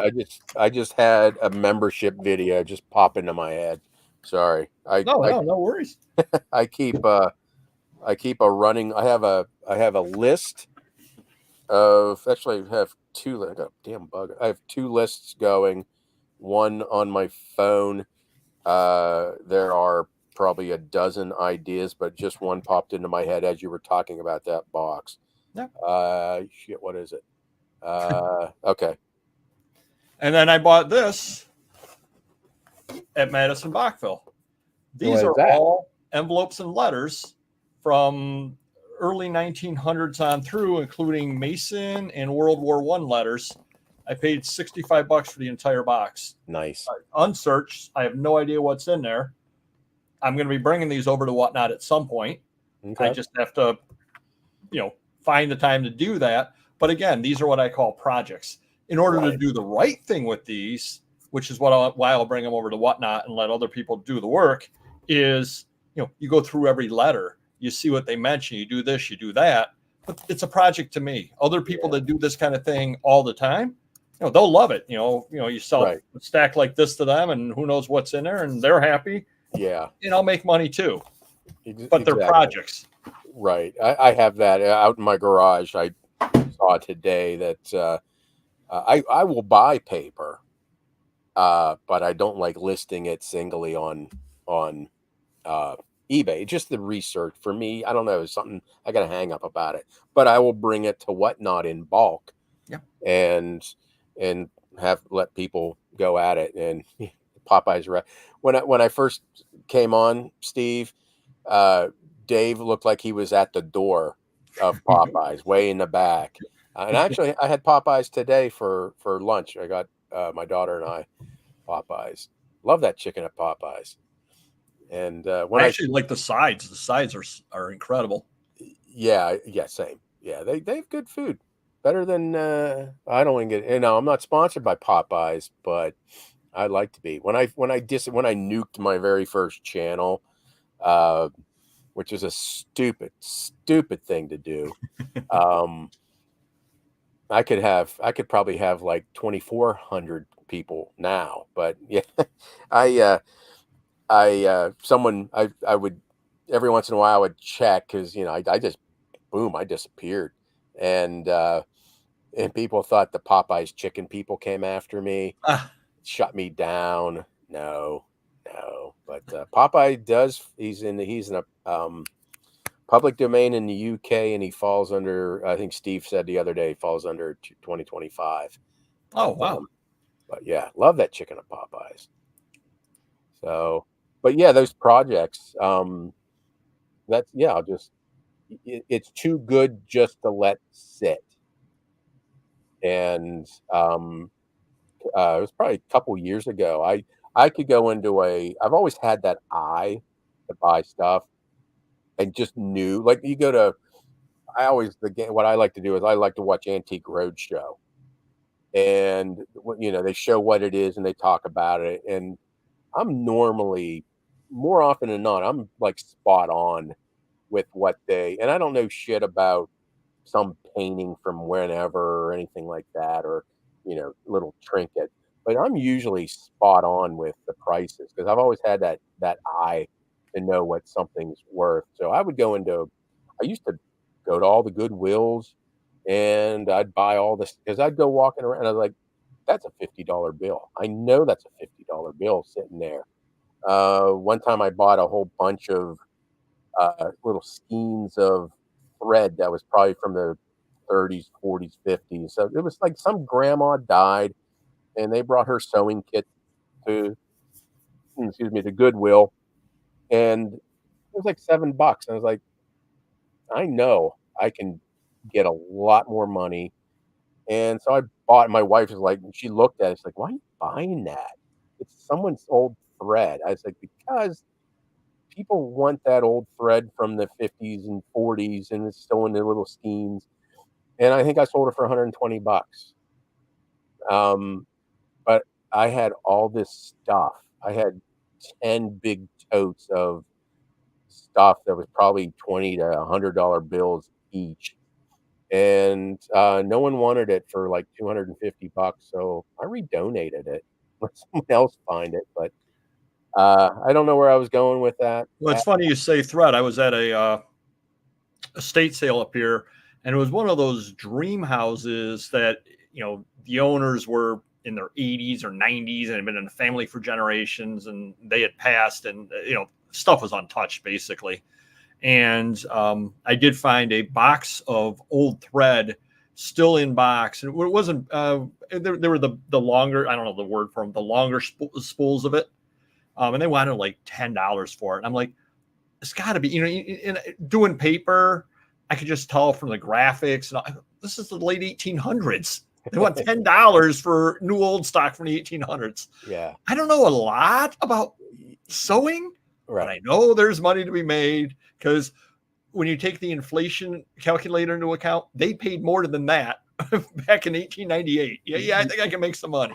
Yeah, yeah. I a couple years ago, I used to do a huge Halloween display in front of my yard. It was big. It was the Halloween house in the neighborhood, and pretty much in the town.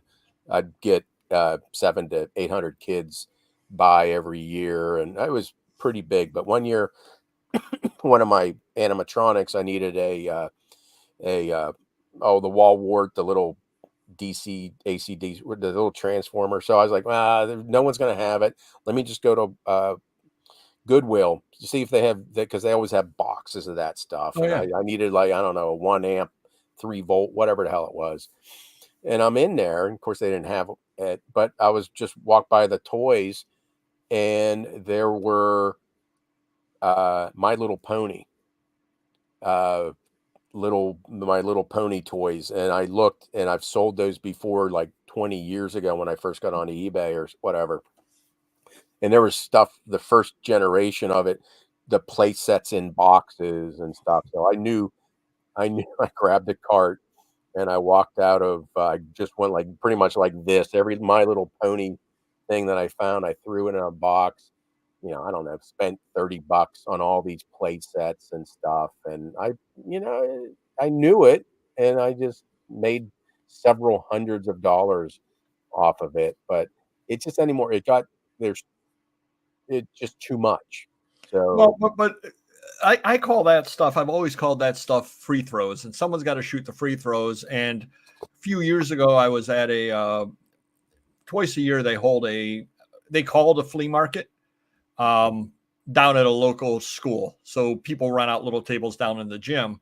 And I was walking through, and somebody had I don't know, 10, 12 strawberry shortcake figures on card. yeah. And they wanted a few dollars a piece. Again, common sense tells me, you run the inflation calculator, it was $1.98 back in the day, and they want $3 each Right. now. It's less. I'm going to buy it. And the nice thing about it was I listed it. It all sold through very, very quickly, which I'm not used to in the paper world. Right. Things sit a long time in the paper world. And I didn't make a ton of money because I wanted the stuff gone, but maybe I spent $40 or something like that and turned it into $200 in a week and a half. Easy Just money. something that I don't deal in, something that I don't particularly want to deal in, but it was just sitting there. It was just so obvious Right. that how do you not buy it? Yeah. So no, there will not be a members video on My Little Pony stuff. But You don't want to get all the bronies coming by? Yes, yes. I learned about that too because I had to research to make sure I was getting the right price. But do you see in the postcard world, they're very, very much in the older spectrum. Do you see that do you run into that, or you see that? Well, I guess you go into Allentown. We're seeing the same type of people. It's actually, I think, maybe younger crowd at Allentown. You go to York Postcard Show, and it's definitely on the higher end of the age spectrum. But in the ephemera world, do you think no one's gonna want this stuff anymore? Well, I'm going to answer a different question that you didn't ask. Okay. A few years ago, I've been going to Madison Bachville, which is up near Syracuse, Utica, over that area, and I've been going to that for 20 years. And it's getting smaller and smaller every year. It's still huge. I mean, it's still thousands of dealers, 1,000 dealers or something like that. But you can tell it's getting smaller and smaller. And dealers that I shop with them year after year after year, suddenly one year they're not around anymore. They don't show up and you never see them again. A couple of theories. Number one, and perhaps they went to the great ephemera in the sky. The other theory would be that they're getting older and they used to do the circuit and they used to do 40 shows and now they're doing 25. And this was a little further away, or they didn't do quite so well at it. So they're like, no, we're not going to that one. We'll still go to Brimfield, but it's not, we're driving all the way from Massachusetts down to that. Yeah, we just won't do that show anymore. Type deal. So I'm seeing it on that side of things. I'm seeing fewer and fewer. But to kind of piggyback off of what you said there, you do wonder, because again, do you go to estate sales or not really? Only if they have paper Yep. and a postcard. I very rarely just pop in to one. Well, and the reason I ask that is because, we have, when you stop and you think about it, there's probably 8 to 10 estate sales this week here in Rochester. Wow. Now, some level of that is somebody's moving out of state. Maybe 2 of those are somebody's moving out of state. But that's still 6 estates that are coming to market because somebody passed. Right. Who necessarily is going to want that stuff? And I think that kind of ties into what you're asking there. Who's going to want that? And that's where it comes down to what can you sell and how can you sell it to the generation? Like you'll always be able to, I believe, and I think that's where you sit pretty good with postcards. I always sell the books of whatever town just had its 100th anniversary, 1952 booklet. You're always going to sell that to somebody.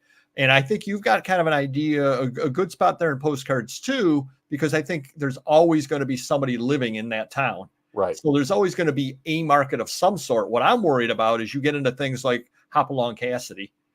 Who's going to care about Hopalong Cassidy? Who cares about them now, let alone in 25 years? Right. And I see there, that is definitely in the postcard world. It's those old timey sayings like 23 Skidoo and the Merry Widow hats and the Sunbonnet Girls. Maybe back in the teens, those were like, all the rage, but now those aren't so much. Some of the artists like Harrison Fisher that used to be $100 cards are now $10 to $15 because it may be a pretty lady or something like that, but the name itself, Harrison Fisher, no one knows Harrison Fisher anymore. I do. Oh, yeah. We in the paper world, Harrison Fisher. Yeah, he did a lot of illustrations for books. Yep. Yeah. But I was just curious because in the postcard world, it's like in DC, there used to be the DC, I think it was the photo show, or I'll even use Have It a Grace postcard show. It used to be just a postcard show. And then they bring in the photo people, and then they bring in the Civil War people, and which is great. But it's almost getting like watered down. Yeah. It's going to be, I don't know. You know what they need, bro? You know what they need? They need a Pokemon, bro. Let's go, chat. Just $2. Just $2. Yeah. I don't think you can sell postcards in paper to let's go chat, let's effing go. And you just, I don't know, maybe that's what we need. Eh, I want to interview, there's a youngster, a youngin, as I call them. She started a YouTube channel, and I think she's still in college. And it's about postcards. So I need to reach out to her and just kind of do an interview. It'd be kind of cool to do a compare and contrast. Someone like I think it's Lil's Postcards, someone who's in their 20s, and interview like my guy Dave, who's pushing 80, but also doing an interview with the Mike Blood, the postcard dude, who again does probably 500,000 plus every year in postcards, and has pretty much his family hired his family. But I'd be need to talk to those. Well, people. what I think might save some part of the postcards, and I think it's an absolute godsend to paper people, are the junk journalists. Yes. Absolutely love the junk journalists. And I'll give you, and they really do. And I've mentioned this in I'm part of the junk journal train. Okay. And they save things from the landfill. Absolutely things that I would have probably thrown away. Same. And I actually now at this point do keep my eyes open for damaged items when I'm out there sourcing, because they'll save them. The key item is damaged. Yes. It's when they take a perfectly good item and they cut it out for their thing. But again, they own it. They do whatever they want. But again, I will buy the damaged things. And you know what the nice thing about that is? When I'm buying it at the flea market and I point out the damage, or it's very evident to the dealer, guess what his price is on it? Real cheap, or a throw-in. Oh, you can just have that in. Yeah. I agree, Steve. That's why we as resellers need to go to these places and hand out your business card to the people who are running the estate sales. Hey, you ever get paper? Well, I have a video coming out, or we have a video. It's not on the paid side. It's on the free side. Or maybe, no, it's on the free side because I did it with Mr. Magazine. I ended up buying out. Hey, bro. I ended up buying out the an estate sale of paper. Probably one of the best deals I've ever done, honestly.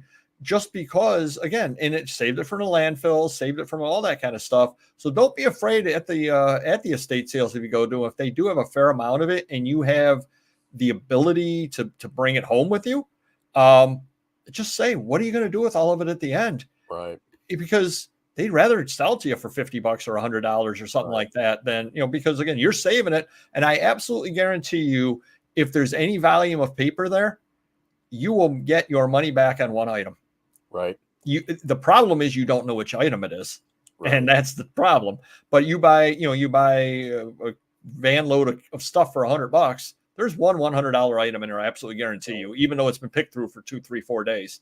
Yeah. Because everybody doesn't know everything, and there's something in there good. Yeah. I kicked myself a couple of years ago. I went to an estate sale. I think I went because they showed a couple postcards, but what also caught my eye, because I've sold them before, were maps. And this guy, through my research, he worked in DC at one of the federal agencies as like the map guy. Oh, cartographer.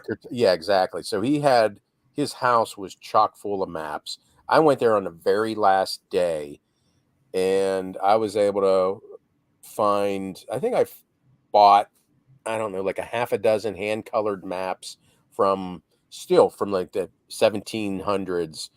And I'm selling maps for $500. I think I paid under $50 for everything I walked out of there that day, like maybe like $3 per map. And I was there on the last day, closing hour. I was going through, there was a lot of junk too. Yeah, right. But there were probably thousands upon thousands upon thousands of maps that I didn't know anything really about. And they didn't know what they were going to do with them. And I didn't want to deal with thousands and thousands of maps. So I took my $60 purchase and I left. And I wonder, just like Steve, I wonder whatever happened. Oh, Brian had a comment. Steve's previous comment. I wonder what happened to all those those maps. It probably went to the landfill, but Either a landfill or else somebody else came in and gave them $100 for them and sold them out at a flea market for the next 10 years at $5 a piece. yeah, but anyway, yeah. Entertainment postcards, other things will still be in demand. So I'm going to ask you the burning question about estate sales, Popeyes. Yeah. First day or last day? See, I don't go to enough of them. If it was something I really, really wanted, and I've gone on the first day, but I've never gone early enough. Like I would go for albums of postcards, and they'd be gone. So I really just I'll go the second day or third day. It doesn't matter. I figure there's still going to be something there, and if what I wanted is still there, awesome. Um, but if I saw it, I'd be like I'd buy it all. If I was there in the first day and it was still there, I'd buy it probably. Well, here's the, and we've done a video about this as well, but here's the problem. You've heard the expression, you don't know what you don't know. Right. The other side of it is there's another thing. You don't know what other people don't know. Right. And by that, I mean, they put something up in a picture and, oh my God, that is a grail. That is unbelievable. There's no way it's going to be there. Right. And I don't know how estate sales are up by you, but you got people lining up at, overnight sometimes for a good estate sale up here. And I'm sitting there looking at it going, okay, the estate sale opens at 9. I'm not getting there at 4:00 in the morning and standing in line. I'm not doing it. And I'll just get, and there've been times where that's still sitting there. And you're like, how is that possible? It was pictured. How is it? Well, it's because nobody else knows that one item, but in your head, you think everybody must know it. Right. Because how could they not know it? It's such an obvious. I'll give you the perfect example. You probably don't know comic books, but I've given this example before on the show. But X-Men '94 is a very good comic book. Second appearance of the new X-Men. It's a very, very good comic book and has been for 30 years, 40 years. Well, I went to an auction and they had one sitting in a pile of comic books, 10, 12 comics, and it was sitting there. Right. And I'm like, and I needed it for my collection. And I'm like, oh boy. So the auctioneer brings it up and goes $25. And I raise my hand and I go, okay, we're off. No one else. How did I win that for 25? How is that possible? Because it wasn't like it was hidden at the bottom of it. There were 12 comic books. It's not like, 500 comics and I saw it down near the bottom. And I still to this day, how did nobody else cared about comic books? Right. But it's such an obvious thing to a comic book dealer that there's no way it would possibly have still be there. Yeah. I've gone to live auction. You kind of using on that. I've gone to live auctions and, I look at the postcards and I'm in my mind, I already know what I'm willing to go up to. And the auction, there's a couple times and I have to watch myself. The auctioneer will be like, hey, $100. And I'm like, boom, right away. And I'm like, and then I'm like, so I get it. No one else bids on it. And then the next thing you know, it's down to, he starts at 100 and then he's like, 75, 50, 50, 50, and then down, down and down. And then like $12 and then might go to 25. So I'm so excited because at $100, it's a steal, but it would have been much better at 25. But so the other problem, which I'm sure you've had as well, is postcards, and I'm sure you've been at the auctions where things have gone too high. Yes. But it's a civilian buying something. Okay, you understand they're a collector, they're this. It's when you're at it and another dealer buys it and two dealers are bidding on it, and you're thinking in your head, yeah, I'd pay $100 for it, and it goes for $440, and you're going, what did I miss? Exactly. Because these guys know what they're doing. They're not just paying $440 out of the goodness of their heart. There's a reason for it. And then you're going, what is going on? Yeah. Yeah. So, what time? I don't even know what time it is. Because I could talk. We're at 2 hours almost already. I could talk paper all day, every day for hours and hours and hours.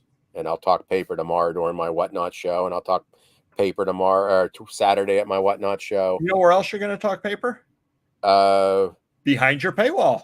Yes, behind my. We got to get you. We got to get you, Papa. You got to learn this. See, I'm the type of person like I think about that very rarely. In fact, I think I'm not even sure if my last what sold video, because I do a what sold video every Monday. I don't even know if on my what sold video on Monday, if I was like, hey, $5 membership. I don't think of that. Like, I don't think I know I've not said, maybe I said once in the beginning, subscribe to both of us, but I never say hit the like button. I never say, hey, subscribe. I don't, I just don't think that I'm not a very good influencer. I've said that a lot. I am not a good influencer. I don't have any, um, I've been offered like almost like endorsement deals. Hey, you know what? You do this, and I've turned them down because I'm always there. Used like there was an old service I used to use called Letter Track, and it was before eBay Standard Envelope guy. He might have been like the first one to really commercialize it.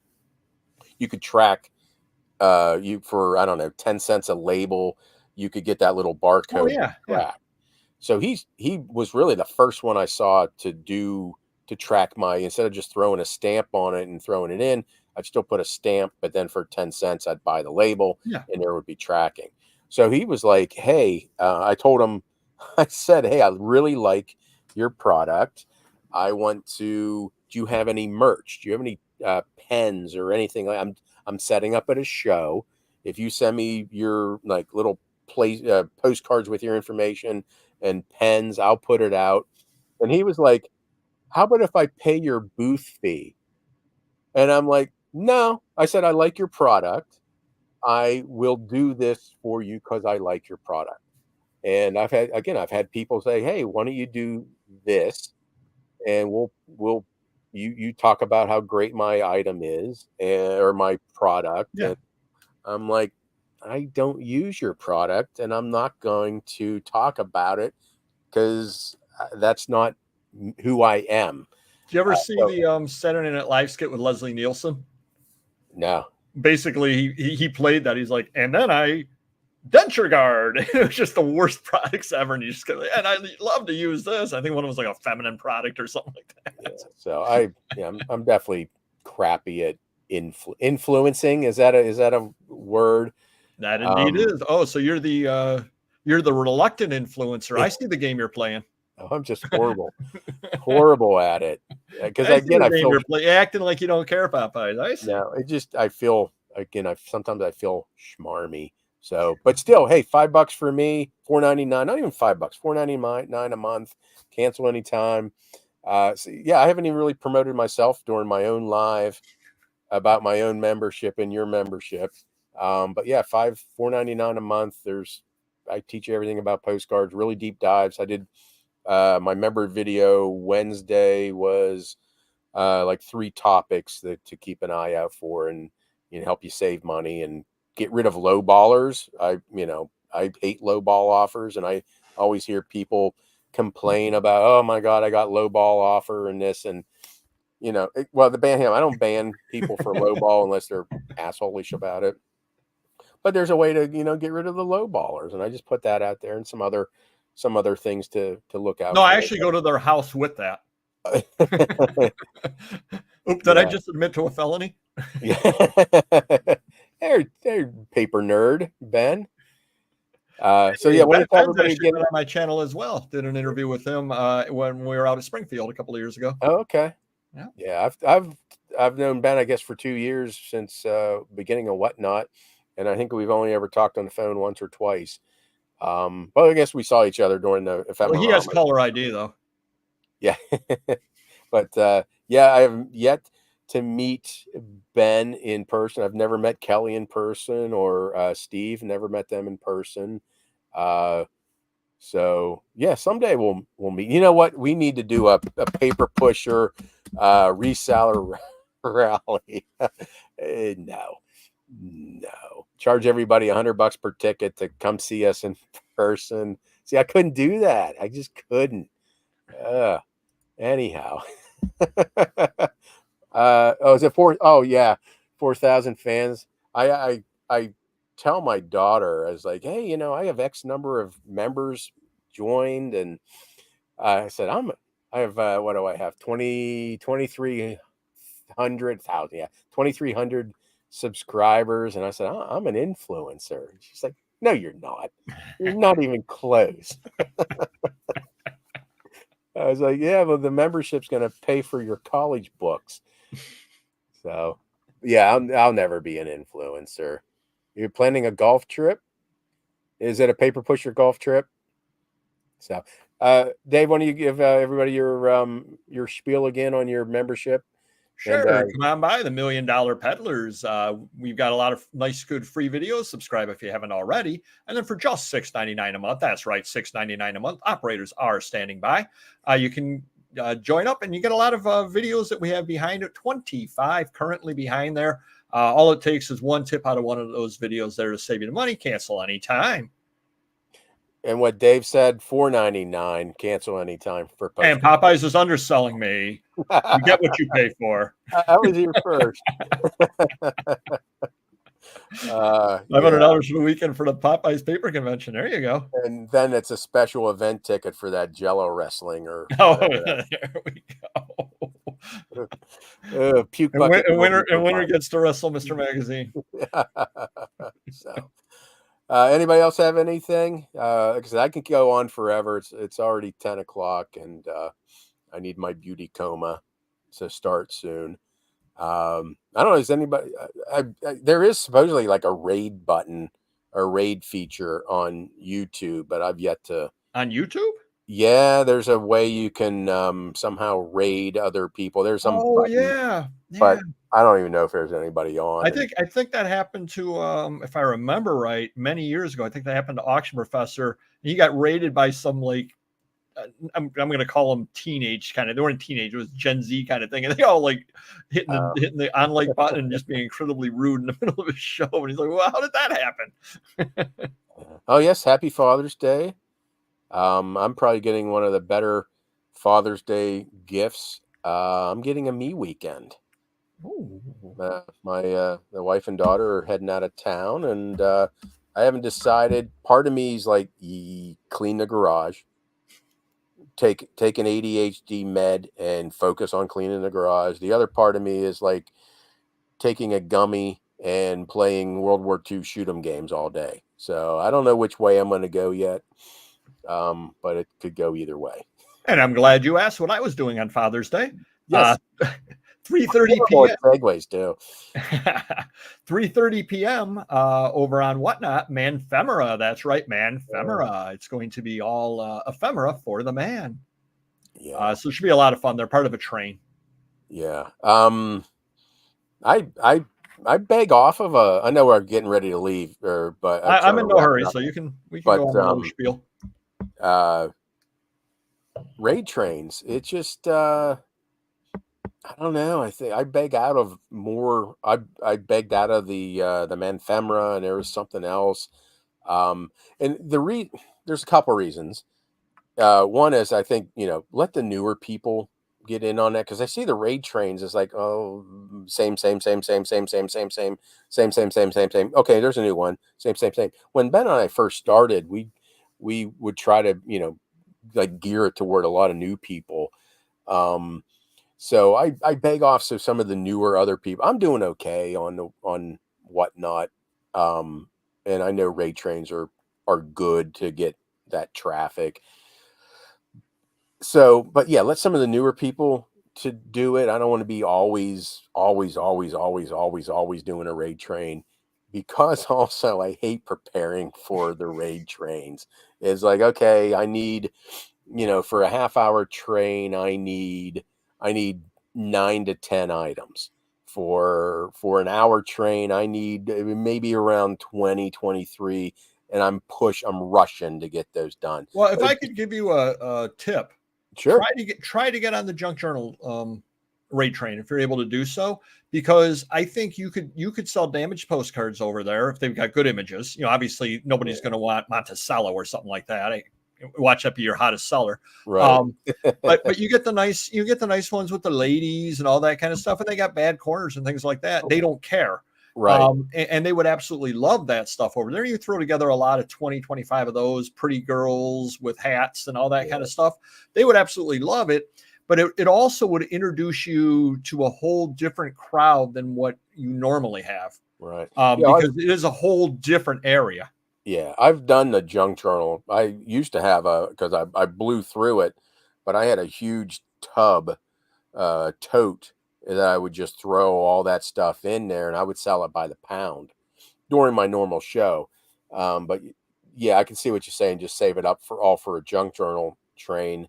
Yeah, they have it once a month near the end of the month, and that's, Yeah, I picked up some new buyers out of that because again, they would never come down to the ephemera side of things, except they like the stuff I have. And now they come down and, they're down to the the basement. ephemera buyers, but they buy from me just because.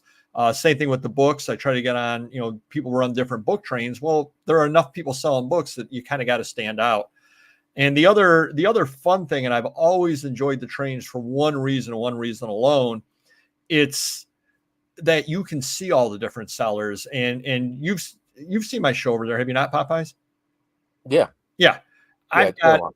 I've got my own shtick, Yeah, yeah. and imagine me in the middle of a junk journal train where they're all 50-year-old women talking like this. These are absolutely beautiful ribbons that you can put together. It's just a beautiful, and all of a sudden, about as jarring as you possibly can be. And we're live. Hey, welcome Yeah, everybody.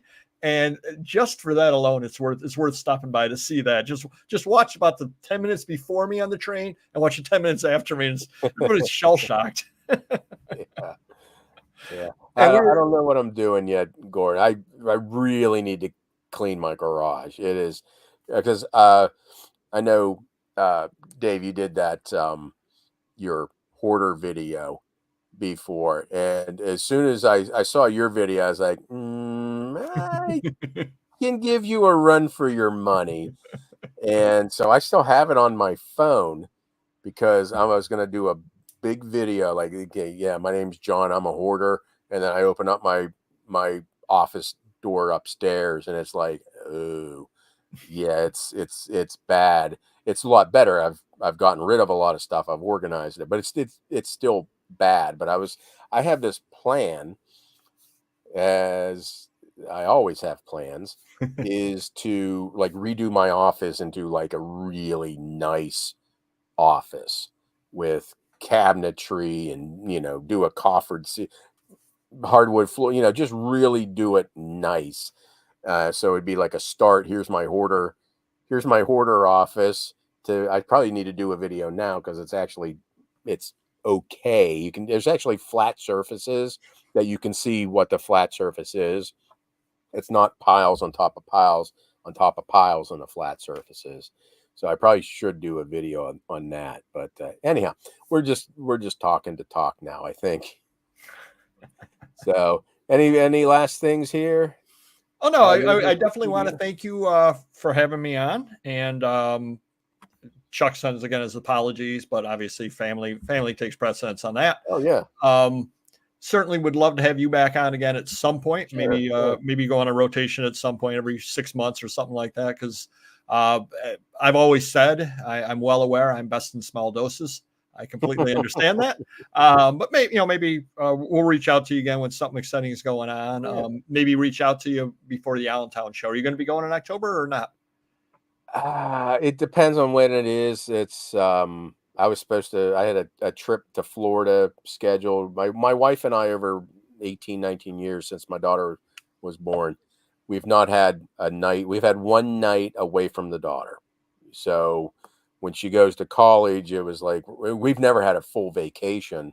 So we were going to do down to Florida, do some stuff. And anyway, long story short, that's the daughter's uh parents weekend. So that was, I don't know, but so I don't know when Allentown is, long story short. But Right, yeah, right. and I would just finish with this is, I can't imagine that you and Chuck throughout, at least Chuck with his big bulk buys, you haven't run across a postcard collection and be like, oh yeah, this is my grandfather's 20,000 postcard collection.